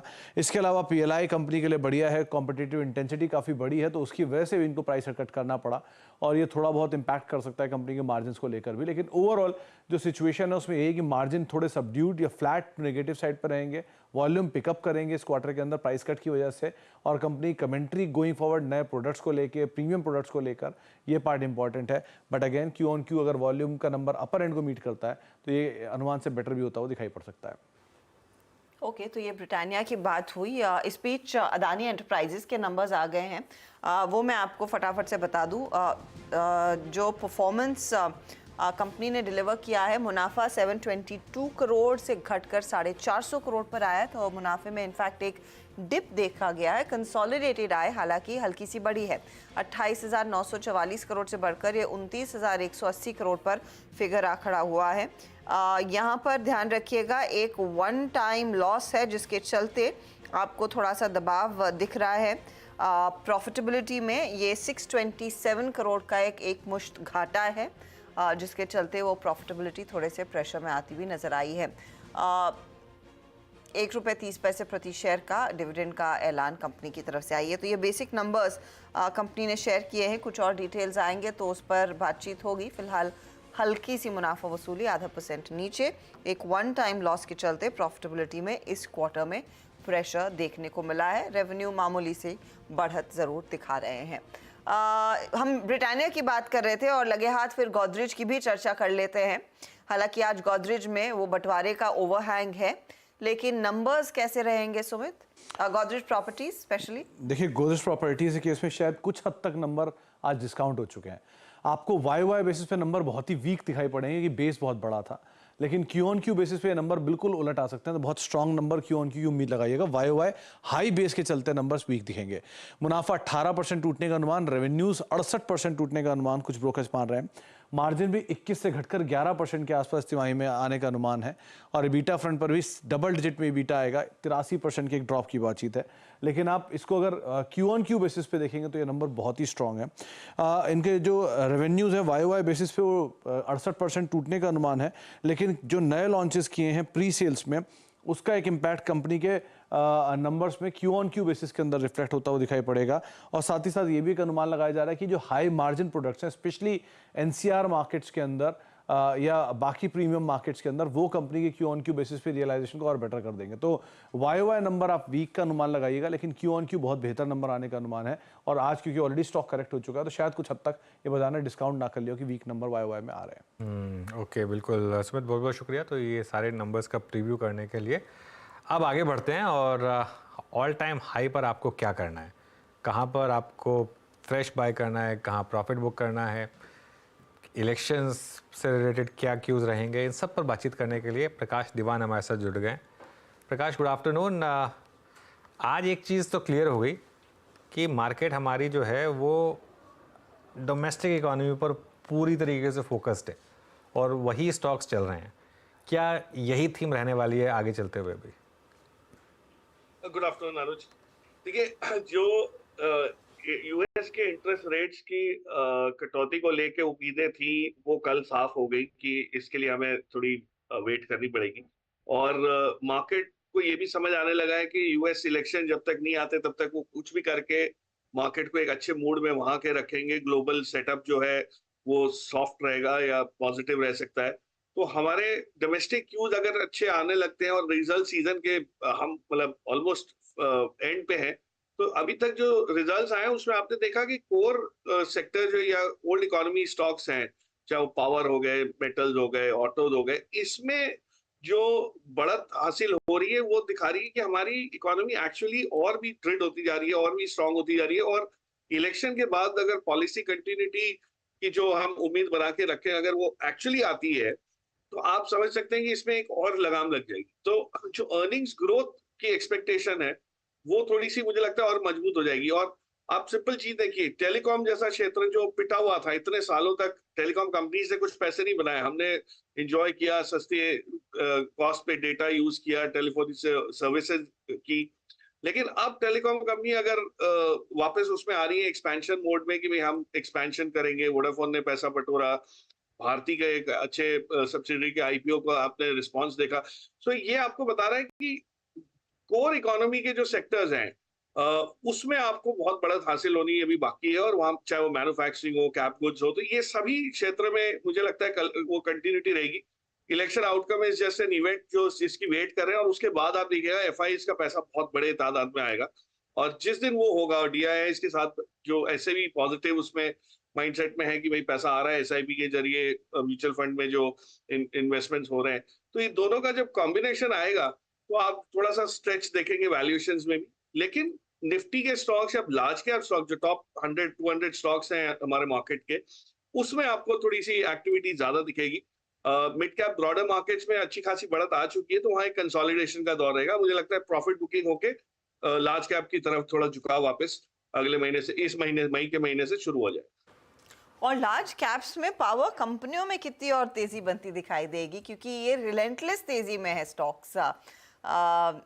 प्रकाश, कुछ आपके पोर्टफोलियो में है या नया कुछ ऐड किया है? अर्षदा, देखिए गर्मी जिस हिसाब से चल रही है और एयर कंडीशनिंग का जो चलन हम देख रहे हैं, और globally air conditioning actually uses 20% of power consumption.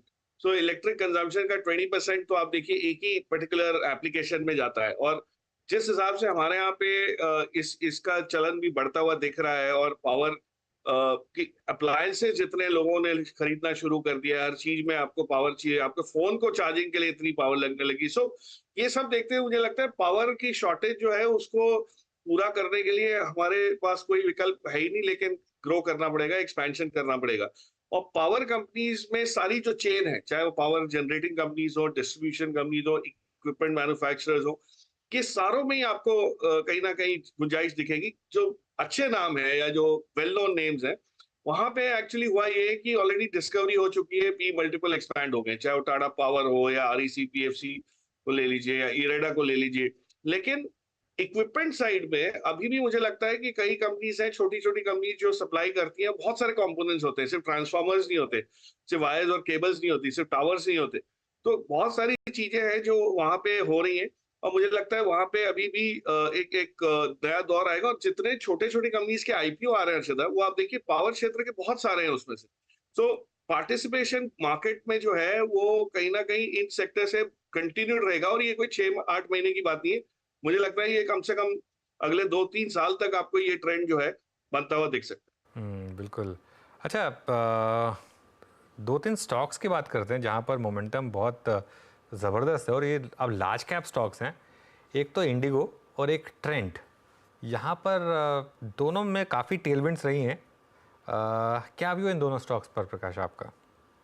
Anuj, trend तो मुझे लग रहा है थोड़ा सा महंगा होता जा रहा है या हो चुका है। हम लोग को ट्रेंड पसंद आता था तब ये 3 डिजिट में हुआ करता था। ऑफ कोर्स उस बात को मेरे ख्याल से 6-7 साल हो गए जब ये ट्रेंड 200 रुपए के करीब हुआ करता था, और लोग समझ नहीं पा रहे थे कि इसमें एक्सपेंशन की कितनी गुंजाइश है।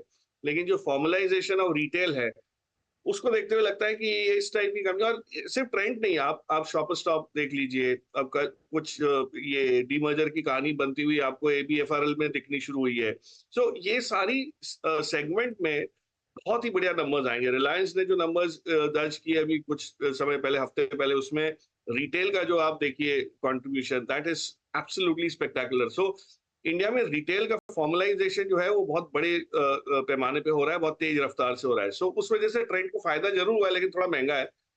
इंडिगो पे तो मैं करीब मुझे याद है कई बार बात कर चुके हैं हम लोग इस बारे में। 1200 पे बात की है, 2000 पे बात की है, 2600 पे बात की है। अब ये हुआ ये है कि इस कंपनी ने जो करके दिखाया है, जो मार्केट शेयर की ग्रोथ दिखाई है, जो एफिशिएंसीज दर्ज की, और अब जो एक्सपेंशन इंटरनेशनल मार्केट में कर रहे हैं, उसको और एक टाइम था जब थोड़ी सी लोगों को एक संदेह ये हुआ था कि विस्तारा और एयर इंडिया अगर मिल गए या एयर एशिया भी साथ में इनके है तो कितना कंपटीशन हो जाएगा और इनकी पोजीशन थोड़ी सी डगमगाएगी। वो हुई नहीं है, और अभी भी मुझे लगता है विस्तारा एयर इंडिया का जो मर्जर है वो 1 साल आपको इसको असर आते हुए दिखेगा। तो तब तक इंडिगो के लिए बहुत समय है इस मार्केट शेयर को इंजॉय करने का, इसके बेनिफिट्स लेने का, और वो सारी चीजें बैलेंस शीट में इंप्रूव होते हुए दिखेगी।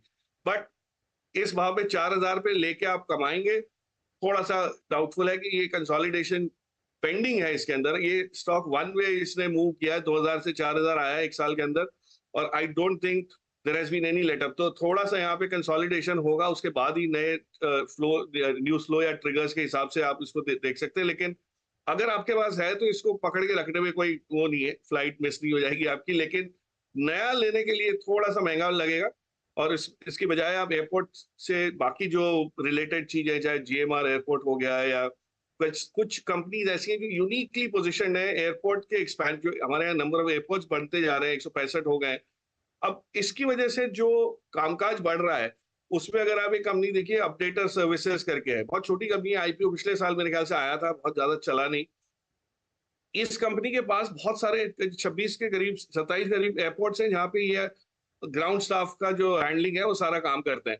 सो जो ग्राउंड हैंडलिंग का जो पर्सनल यानी स्टाफिंग का जो काम है, वो अगर ये लोग कर रहे हैं और आगे चल के इस टाइप की चीजें बढ़ती दिखेंगी, और हम हर एयरपोर्ट पे देख रहे हैं कि एयरलाइन अपने एम्प्लॉयज को नहीं लगाती, बट इस टाइप की थर्ड पार्टी सर्विसेज को अवेल करती है। तो इस टाइप के बिजनेसेस भी आगे चल के बढ़ेंगे, लेकिन थोड़ा इसको स्टेबलाइज होने में समय लग सकता है। लेकिन इसमें जरूर नजर रखें, quite promising as a space. और जनरली मतलब एयर ट्रैवल जो है वो एक एज अ थीम जो है मुझे लगता है और भी मजबूत होता जाएगा, बट उसमें स्टॉक्स बहुत गिने चुने हैं, इस वजह से 1-2 स्टॉक्स ही हैं जिसमें सारी एक्शन दिख रही है आप। लेकिन एक स्पेस जहाँ पर जोरदार एक्शन है प्रकाश, वो ऑफ कोर्स ऑटो कंपनियां हैं, और specially on the two wheeler side. और ये हम इनफैक्ट इस हफ्ते की शुरुआत से ही मेंशन करते आए हैं, और स्पेशली वो जब वो मेट का फोरकास्ट आया था कि इस बारी मॉनसून थोड़ा सा बेहतर होने वाला है, और अब ये अप्रैल की बिक्री के आंकड़े, क्या आप कॉन्फिडेंटली और पोजीशंस ऐड करेंगे आपके TVS, Bajaj, hero and the likes में? अच्छा था, बहुत इंटरेस्टिंग पॉकेट है। जैसे रूरल कंजम्पशन और डिमांड रिवाइवल आता है, तो आपको टू व्हीलर्स में एक पेंट अप जिसको कहते हैं बाइंग अभी बाकी है। और एक और चीज ये हुई है कि पिछले 2 साल में जो इंटरेस्ट रेट्स बहुत हाई रहे, उसकी वजह से भी EMI में अगर आप देखें तो काफी हाई ट्रांसलेशन रहता है। मतलब EMI बढ़ने की वजह से कई लोग छोड़ देते हैं, सोचना कि भाई अभी नहीं लेनी, अभी इसको पोस्टपोन किया जाए, या सेकंड हैंड बाइक्स ले लेते हैं। तो वो सब जो ट्रेंड था वो कहीं ना कहीं अब वापस फ्रेश बाइंग की तरफ झुकाव उसका बढ़ रहा है मॉनसून के बाद, और हो सकता है फेस्टिवल सीजन से पहले आपको एक बहुत बढ़िया एक बाइंग का दौर मिलेगा, और उससे पहले एक रीस्टॉकिंग का दौर मिलेगा। क्योंकि कहीं भी डीलरशिप्स में अगर आप देखें तो इन्वेंट्री नहीं है जैसे पहले हुआ करती थी। 2 साल काफी लोगों ने झेला, डीलर्स ने, ओवर स्टॉकिंग के भी कई इंस्टेंसेस रहे। उस लिहाज से अगर आप देखें तो मुझे लगता है hero MotoCorp hasn't done as much। Bajaj auto ने अपना एक्सपोर्ट्स की वजह से या जो भी नए मॉडल उन्होंने जो लॉन्च किए उसकी सक्सेस की वजह से एक बहुत बढ़िया परफॉर्मेंस दर्ज किया है। TVS is a bit expensive. Eicher की एक अलग सेगमेंट है जो इस वाले पर्टिकुलर जिसमें हम डिस्कस करें उस सेगमेंट से बहुत फायदा उसको नहीं होता। I think the key beneficiary could be hero MotoCorp, तो उस पर नजर रखी जा सकती है। लेकिन इसका इंडिकेशन आपको नंबर्स में, मंथली नंबर्स में जरूर मिलेगा।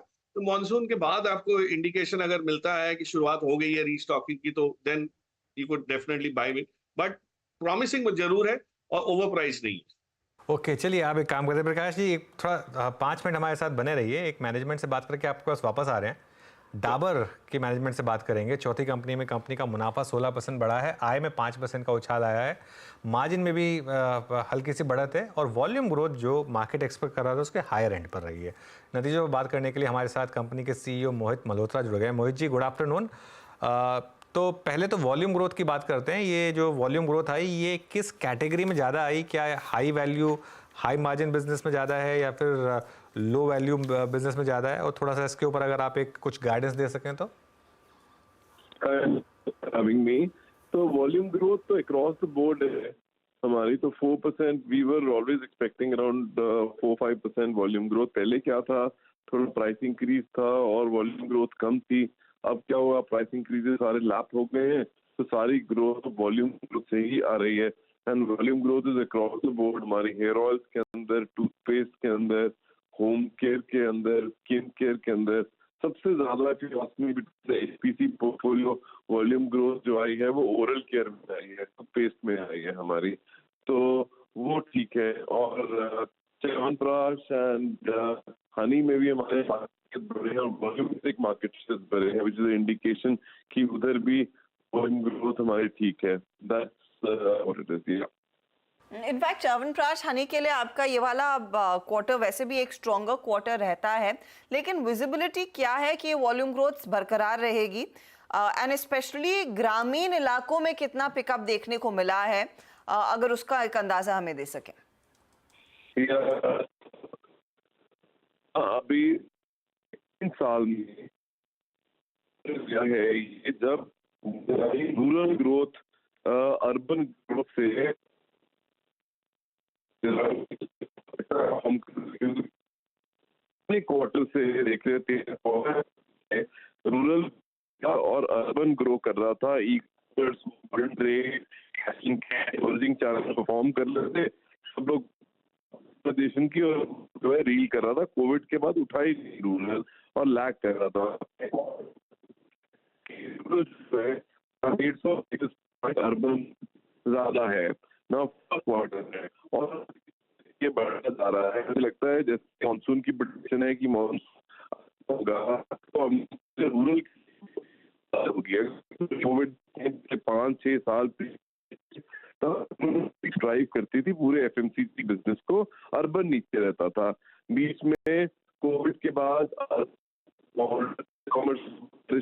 Mohit ji, I am sorry, लेकिन थोड़ा हमको शायद इस इंटरव्यू को थोड़ा यहीं विराम देना होगा। आप थोड़ा आज कनेक्टिविटी में इशू आ रहा है, लेकिन आपको फ्यूचर आउटलुक के लिए बहुत बहुत गुड लक्स। लेकिन आज थोड़ा दिक्कत है हमको। मैं थोड़ा, अगर या तो हम लाइन रीपैच कर सकें अगर, तो दोबारा कोशिश करेंगे।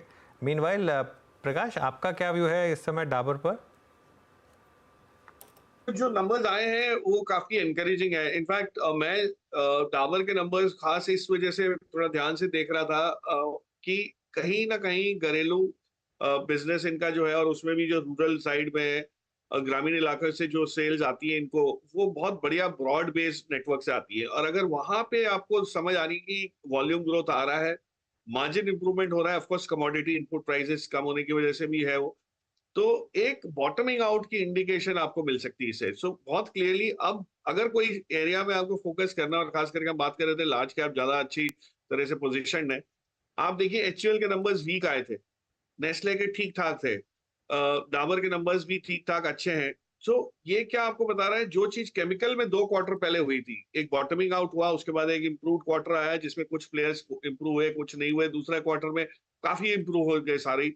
यही चीज आपको FMCG में दिखेगी। तो if you really see, bottoming out का बहुत बढ़िया अंदेशा मिल रहा है इन नंबर से। डाबर लें आप, चाहे आप ब्रिटानिया लें, डिपेंडिंग ऑन किस उस पे फोकस है। जो हम रिटेल की बात कर रहे थे, रिटेल कंजम्पशन इस साल और अगले साल आपको बहुत बड़े पैमाने में दिखेगी होते हुए, क्या बोलते हैं, रीसेट होते हुए, क्योंकि जो स्लो डाउन हमने देखा था पैंडेमिक को लेके, वो सारा डी स्टॉकिंग का जो मामला चल रहा था, वो सारा ही अब आपको खत्म हो रहा है। सो प्राइस हाइक्स हो चुकी हैं, वॉल्यूम ग्रोथ आ गया है वापस। मुझे लगता है कहीं ना कहीं ये सारा ही FMCG पैक है, उसमें खास करके HUL में इसलिए बोल रहा हूँ कि वो भी काफी हद तक एक बहुत बढ़िया बैलेंस पोर्टफोलियो लेके बैठे हैं, रूरल भी है, अर्बन भी है, और रिजल्ट के बाद थोड़ा सा सॉफ्ट मिल रहा है आपको। कहीं ना कहीं HUL में आपको जो परफॉर्मेंस नहीं आई है, इनफैक्ट इसने पिछले सारे साल 10% शायद घटाया होगा अपनी लेवल्स, कोई इंप्रूव नहीं हुई है स्टॉक में, जबकि सारे मार्केट इतना ऊपर आया है। तो एक वो कैचअप रैली जो है वो इन सारे FMCG प्लेस में आ सकती है, but Dabur and HUL probably are slightly better than others. Okay, अच्छा अब एक सवाल आपसे पूछूंगा, अब वोडाफोन में क्या करना है और आदित्य बिरला ग्रुप स्टॉक्स में जहां एक फ्रेश करंट आया है वहां पर क्या करना है? So as a disclaimer, Vodafone में ऑफ कोर्स मेरा भी पर्सनल इंटरेस्ट है, तो इसको एक उस बायस से लीजिएगा। वोडाफोन में देखिए, हमने पहले भी डिस्कस किया कि ये पैसे जुटाने के बाद एक बैंकरप्सी रिस्क जो था कि कंपनी बंद हो जाएगी, धंधा ठप हो जाएगा, ये नहीं हो रहा है। अब सरकार इसको किस रुख से अपनाती है, इन द सेंस क्या रुख अपनाती है इन टर्म्स ऑफ फोरबेरेंस, मतलब कि आपको वोडाफोन को कोई सपोर्ट मिलता है, कोई रियायत मिलती है और ये अपना कारोबार बढ़ा सकते हैं, जो ये बता रहे हैं कि हम 4G और 5G दोनों में एक्सपेंशन अच्छा करने की वो कर रहे हैं, चेष्टा कर रहे हैं, क्योंकि हमारे पास पैसे आ गए और हम लोग को फोकस समझ आ गया है कि इन कुछ सर्कल्स पे फोकस करें। तो Vodafone will revive, there is no doubt. जिस दिन हो सकता है जून जुलाई के आसपास आपको आरपू इंक्रीमेंटली बढ़ते हुए दिखे, हो सकता है भारती पहले ऐलान करे, फिर जियो और वोडाफोन इसमें अपना हिस्सा भी वो करें दर्ज। लेकिन अगर आरपू बढ़ते हैं अर्लियर देन लेटर, तो आप ये समझिए कि सभी प्लेयर्स को बहुत फायदा होगा, और खास करके वोडाफोन को, जो अभी तक ICU में था वो जनरल वार्ड में आ गया। तो यहाँ से आगे चल के इनको परफॉर्म करने की क्षमता बनती है, पर कैपिटल एक्सपेंशन थोड़ा सा स्लो रहेगा। बट एक चीज जरूर होगी कि ये अगर अपने कस्टमर्स रिटेन कर सके और जो खो रहे हैं वो ना खोए, तो भी मेरे हिसाब से इस मार्केट कैप पे बिजनेस बुरा नहीं है, इसमें अभी भी है। और कहीं भी आगे चल के कोई M&A की पॉसिबिलिटी रहती है या स्ट्रेटेजिक पार्टनर को लाने की पॉसिबिलिटी रहती है, तो वो एक हमेशा एक ऑप्शनैलिटी आपकी बनी रहेगी। So I am quite positive. Overall Aditya Birla group में आप देखिए, एक सिंपल चीज है जो टाटा ग्रुप ने करके दिखाया है पिछले 5-7 साल में, और ये शुरुआत हुई थी टाटा ग्लोबल बेवरेजेस को जब उन्होंने वो कन्वर्ट करके टाटा कंज्यूमर बनाया। तो एक रुख अपनाया कि भाई हमको बिजनेस पे फोकस, जो जिस बिजनेस की स्पेशलाइजेशन है उसी पे फोकस किया जाए। चाहे सीमेंट है तो उसमें सभी कुछ सीमेंट पे फोकस किया जाए, ये नहीं कि बाकी चीजों में भी सीमेंट है, पेपर भी है, ये भी है। सो इन्होंने जो क्लैरिटी आ रही है और जिस हिसाब से ये अब अपने बिजनेसेस को वो कर रहे हैं, तराश रहे हैं with clear focus and well defined this thing business verticals, मुझे लगता है कि आपको एक बहुत बढ़िया कैपिटल एलोकेशन का प्ले मिलेगा। और ग्रुप तो माना ही जाता है कैपिटल एलोकेशन में बहुत चुस्त रहे हमेशा, लेकिन कुछ बिजनेसेस इनके बैलेंस शीट स्ट्रेच होने की वजह से, जैसे रिटेल का बिजनेस है, ABFRL का बिजनेस है, AB फैशंस का, उसमें काफी मार खाए थे। सेम चीज AB कैपिटल में भी आपने देखी थी। तो वो सब धीरे धीरे करके हो रहा है, but it's work in progress. There is, ऐसा कुछ नहीं हुआ है कि सडनली आपको हर चीज एकदम से बोलने लगी। आदित्य बिरला कैपिटल तो 160 से 230 हो चुका है, तो 50% अपसाइड तो इस उम्मीद में ही आ गई है। तो अब उनको एक्चुअली करके दिखाना पड़ेगा, बट चेंज इन मैनेजमेंट है, चेंज इन फोकस है, ये सब चीजों के फायदे बहुत होते हैं, लेकिन स्लो होते हैं, इमीडिएट बेसिस पे कुछ नहीं होगा। बट आई स्टिल फील जो इन्होंने वोडाफोन में भी एक वो दिया है कि भाई हम भी इसमें पैसा डाल के शामिल होना चाहेंगे इसकी ग्रोथ में, रिवाइवल में, वो एक बहुत बढ़िया पॉजिटिव मूव माना जाएगा। आपकी इंडिया मार्ट पर कवरेज है क्या प्रकाश? नंबर्स के बाद स्टॉक में आज अच्छी तेजी बनती दिखाई दी है, और सब्सक्रिप्शन बिजनेस में पिकअप देखने को मिला, और ये काफी क्वार्टर्स बाद दरअसल इजाफा आया है।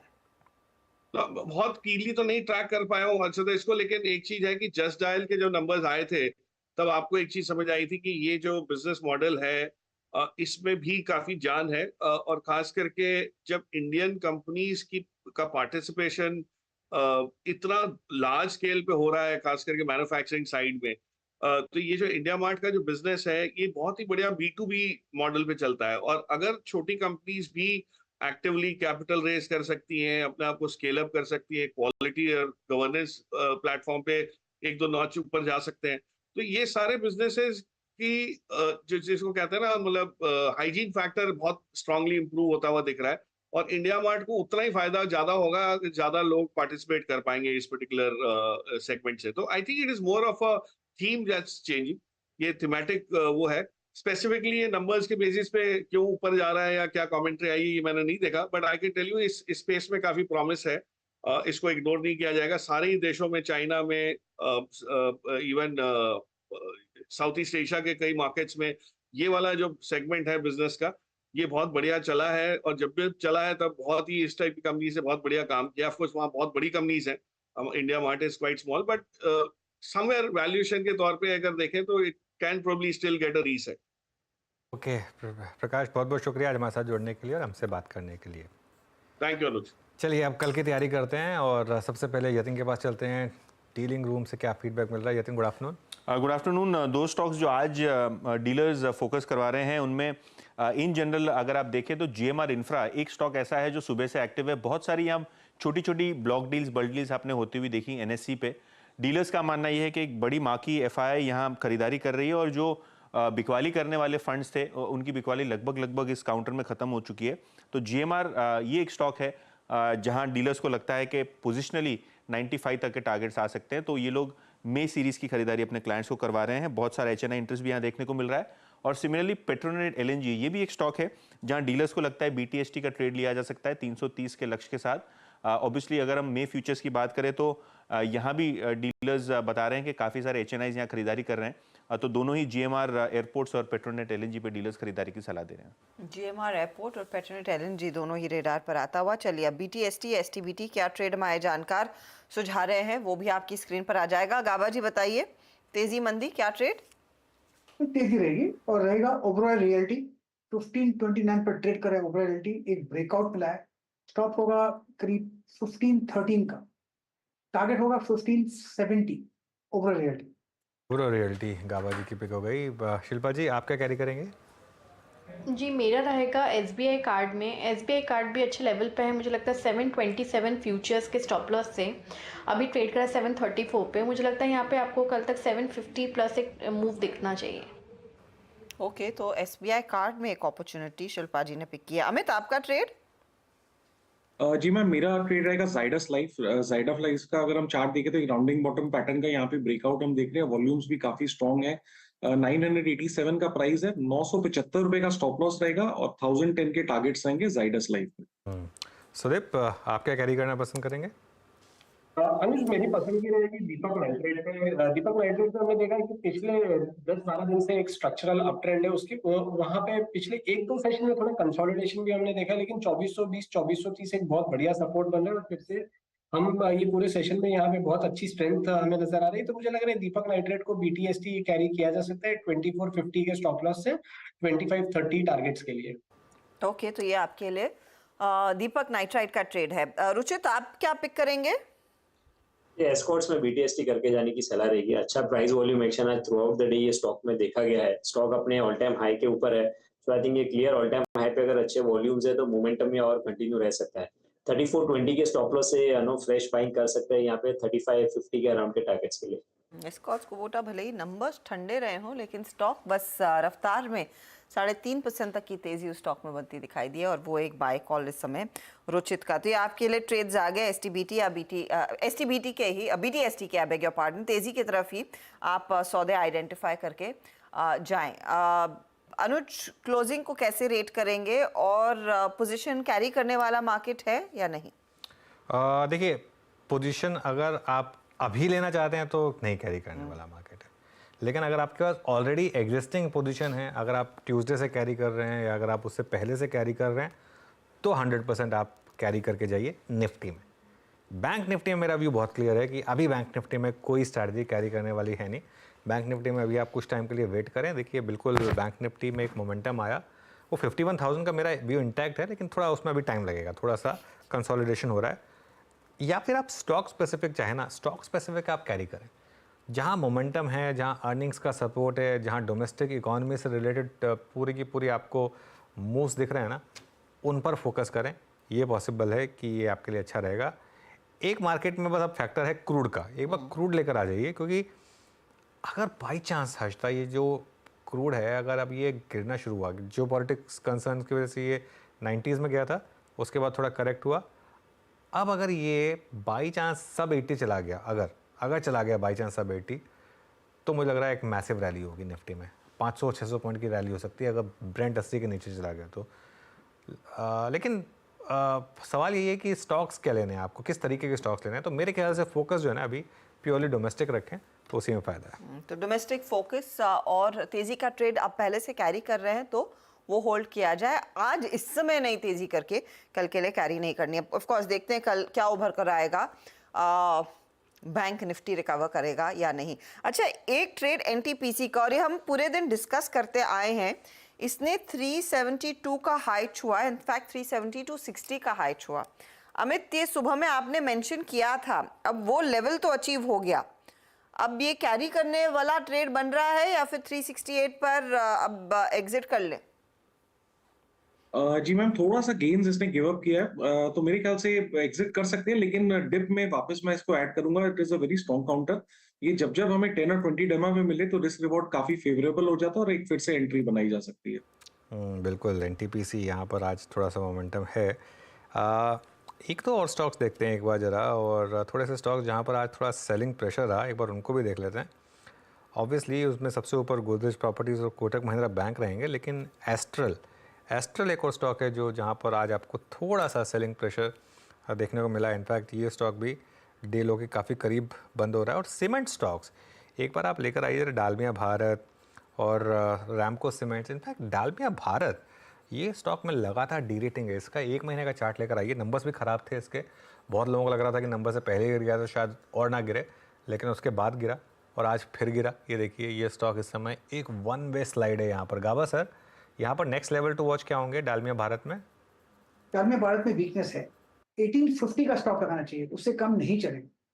लोअर लेवल्स करीब 1700 पॉसिबल है, ट्रेड कर रहा है 1791, तो यस इसमें जरूर कह सकते हैं सेलिंग प्रेशर है डालमिया भारत। थोड़ा सा प्रेशर बढ़ता हुआ है इनफैक्ट डालमिया भारत में। आज सीमेंट कंपनियों में हमने देखा है, मंगलम सीमेंट एक तरफ तेजी में रहा है, अंबुजा में डिस्पाइट नंबर्स कुछ एक्शन बनता दिखाई दिया, लेकिन ये काउंटर जो थोड़ा सा वीकर विकेट पर जाकर टिक रहा है। आखिरी 1 घंटे में थोड़ा सा एक्शन आप डॉक्टर रेड्डीज में आता देखेंगे, वहाँ पर एक हल्का सा पिकअप ज़रूर देखने को मिला है। 62.93 के आसपास तक का ये ट्रेड। रुचित, कुछ कल के लिए बन रही है क्या बात डॉक्टर रेड्डीज में? मैं वेट करूंगा एक फॉलोअप मूव के लिए। आज through out the day stock तो अच्छा रहा है, लेकिन लास्ट 4 ट्रेडिंग सेशन में देखें तो 6300, 6325 ये एक हर्डल ही बना हुआ है। तो अगर कल का फॉलोअप मूव कल मॉर्निंग में आई थिंक अगर 6325 के ऊपर अगर ब्रेकआउट आता है तो फिर एंट्री के लिए एक अच्छा सेटअप स्टॉक में रहेगा। सो बेटर के वॉच लिस्ट पे रखे, और 6325 के ऊपर अगर कल निकलता है तो कल आई थिंक बेटर टाइमिंग रहेगा एंट्री के लिए। तो कल अगर मोमेंटम रहता है तो शायद एक बेटर एंट्री डिप्स पर लेना बनती है। डॉक्टर रेड्डीज में दिन भर ऊपर और इस समय भी करीब 90 रुपए की बढ़त दिखा रहा है ये काउंटर।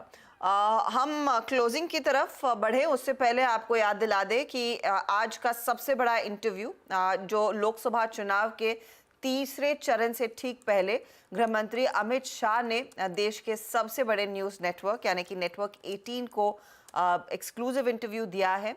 अब इस इंटरव्यू में उन्होंने बातचीत की नेटवर्क 18 के group editor in chief Rahul Joshi से। अमित शाह ने साफ कहा कि मोदी सरकार बम्पर जीत की ओर है और आसानी से 400 का आंकड़ा पार हो जाएगा। उन्होंने संविधान बदलने के विपक्ष के दावे को कोरा झूठ भी बताया।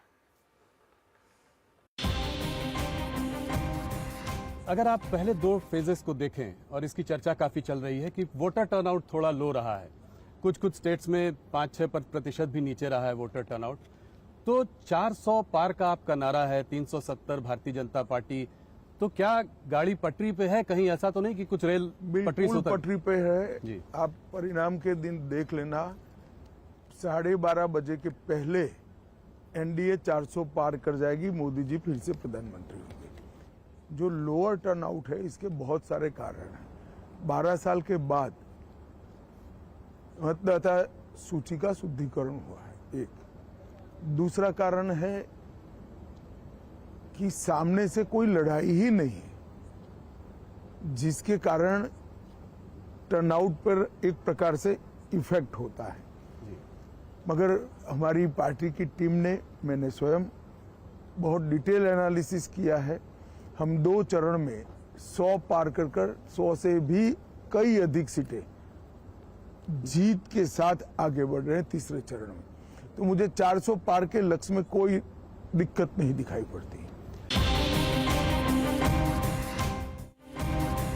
नैरेटिव बनाने की ये कोशिश है कि 400 पार अगर आ जाएगा तो बाबा साहब का कॉन्स्टिट्यूशन आप चेंज करेंगे, उसके बाद फिर ओबीसी SC ST के जो है रिजर्वेशन के संग आप लोग कुछ वो बदलाव करेंगे। देखिए नैरेटिव बनाने की कोशिश। राहुल जी, हमारे पास 10 साल से बहुमत है जी। संविधान बदलने की क्षमता नरेंद्र मोदी जी को 10 साल से इस देश की जनता ने दी है। हमने क्या किया 10 साल? हमने कभी रिजर्वेशन को समाप्त करने का अटेम्प्ट नहीं किया। हमने ये बहुमत का उपयोग धारा 370 हटाने में किया, ट्रिपल तलाक समाप्त करने में किया, UCC लाने में किया, अंग्रेजों के कानून बदलने में किया, कश्मीर के अंदर शांति करने में किया। हमारे पास 10 साल से अधिकार है। राहुल गांधी का एक रूल है, झूठ बोलो, जोर से बोलो और बार बार बोलो। वो रूल को वो फॉलो कर रहे हैं।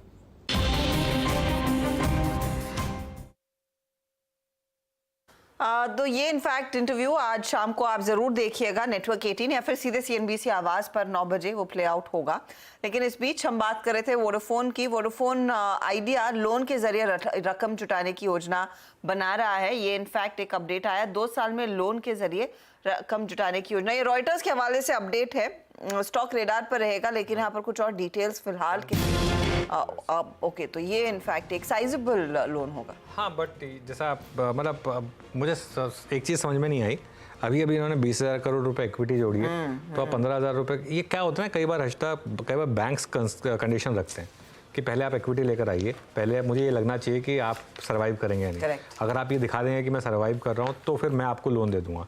अच्छा, अब इनके पास टेक्निकली देखा जाए तो डेट नहीं है अभी। एग्जिस्टिंग जो भी डेट है वो तो गवर्नमेंट के उसमें इक्विटी में कन्वर्ट हो चुकी है, और AGR रिलेटेड डेट है वो तो बाद में उसको पे करना है उनको, वो तो डील हो चुकी है, पूरी स्ट्रक्चर डील हो चुकी है। अभी जो इनके पास रफली डेट बची है वो 3-4 हज़ार करोड़ की बची है। अब ये क्या और फ्रेश डेट लेना चाहते हैं, क्यों लेना चाहते हैं, ये इंटरेस्टिंग होगा अगर तो रॉयटर्स की रिपोर्ट सही है तो। और 20,000 करोड़ की इक्विटी और अगर मान लो फिर 15,000 करोड़ का डेट हो जाए। अब वो 20,000 करोड़ की इक्विटी में काफ़ी कुछ अब ऑब्वियसली वो 3G और 4G को अपग्रेड करने में भी लगेगा। तो एक चीज़ तो है कि क्लियरली बिजनेस शायद बैक ऑन ट्रैक आने की उम्मीद है। मेन चीज़ ये है कि 2 साल पहले एक ऐसी कंपनी जिसके बारे में कुमार मंगलम बिरला ने साफ बोल दिया था कि अब हम will not put more good money after bad, और अब कहाँ वो उनकी FPO की लिस्टिंग में खुद शामिल हुए थे। ये आपको बता रहा है कि ग्रुप का एक क्या नज़रिया चेंज हुआ है। खैर एनीवे, अब मार्केट क्लोजिंग की तरफ चलते हैं। 22,658 मतलब करीब 55 पॉइंट ऊपर निफ्टी बंद होता हुआ ठीक ठाक क्लोज है। बैंक निफ्टी थोड़ा डिसअपॉइंटिंग जरूर रहा, और अगर बैंक निफ्टी को आप ट्यूसडे के हाई से देखेंगे तो उस दिन काफ़ी गिरा, 600-700 पॉइंट, आज 150 पॉइंट गिरा। निफ्टी IT यहाँ पर भी थोड़ी सी गिरावट आई। मिड कैप इंडेक्स हालांकि आउट परफॉर्मर था, फिर से 51,100 के ऊपर ये इंडेक्स। स्मॉल कैप इंडेक्स हल्का सा आउट परफॉर्मर था, ज़्यादा नहीं। एडवांस डिक्लाइन 1170 बढ़ने वाले शेयर, 1160 गिरने वाले, तो इवन स्टीवन था। मिड कैप ज़्यादा चले compare to small cap. Sectoral bet देख लेते हैं एक बार, उसके बाद निफ्टी के हीट मैप पर आएंगे। जहाँ तक सेक्टर्स की बात है, आज सबसे ऊपर था oil and gas index. Clearly वहाँ पर ऑयल मार्केटिंग कंपनीज का जलवा था। ये इंडेक्स करीब 1% ऊपर था। CPSE इंडेक्स में भी थोड़ी सी रैली थी, यहाँ पर थोड़े पावर स्टॉक्स का एक फ़ायदा मिला। FMCG हल्का सा ऊपर था, फाइनेंशियल सर्विसेज हल्का सा ऊपर, मेटल्स में तेज़ी थी और फार्मा में तेज़ी थी। रियल्टी इंडेक्स नीचे था, लेकिन ये गोदरेज प्रॉपर्टीज़ का इम्पैक्ट था लार्जली। चलिए निफ्टी का हीट मैप लेकर आइए और देखते हैं कि यहाँ पर किधर तेज़ी और किधर मंदी। सबसे ऊपर BPCL, शानदार तेज़ी रही यहाँ पर, स्टॉक करीब 4.5% ऊपर। Power grid 4.25%। एशियन पेंट्स एक क्रूड की डिक्लाइन का फ़ायदा मिलता हुआ। टाटा मोटर्स 1000 के पार। SBI लाइफ, टाटा स्टील, सन फार्मा, TCS, ये कुछ 100 स्टॉक्स थे तेज़ी की साइड। कोटक आज का टॉप लूजर, नेगेटिव खबर खत्म ही नहीं हो रही है यहाँ पर। भारती एयरटेल और axis bank normally strong stocks हैं दोनों, लेकिन आज यहाँ पर थोड़ी सी प्रॉफिट टेकिंग थी। जी हाँ, ये है फिलहाल आज के लिए क्लोज। 52 पॉइंट की बढ़त निफ्टी पे, जैसे अनुज ने मेंशन किया। मिड कैप्स 260 पॉइंट ऊपर, और आशीष नीरज का परफॉर्मेंस कैसा रहा वो आपकी स्क्रीन पर लेकर आते हैं। कई विनिंग आइडियाज थी आज।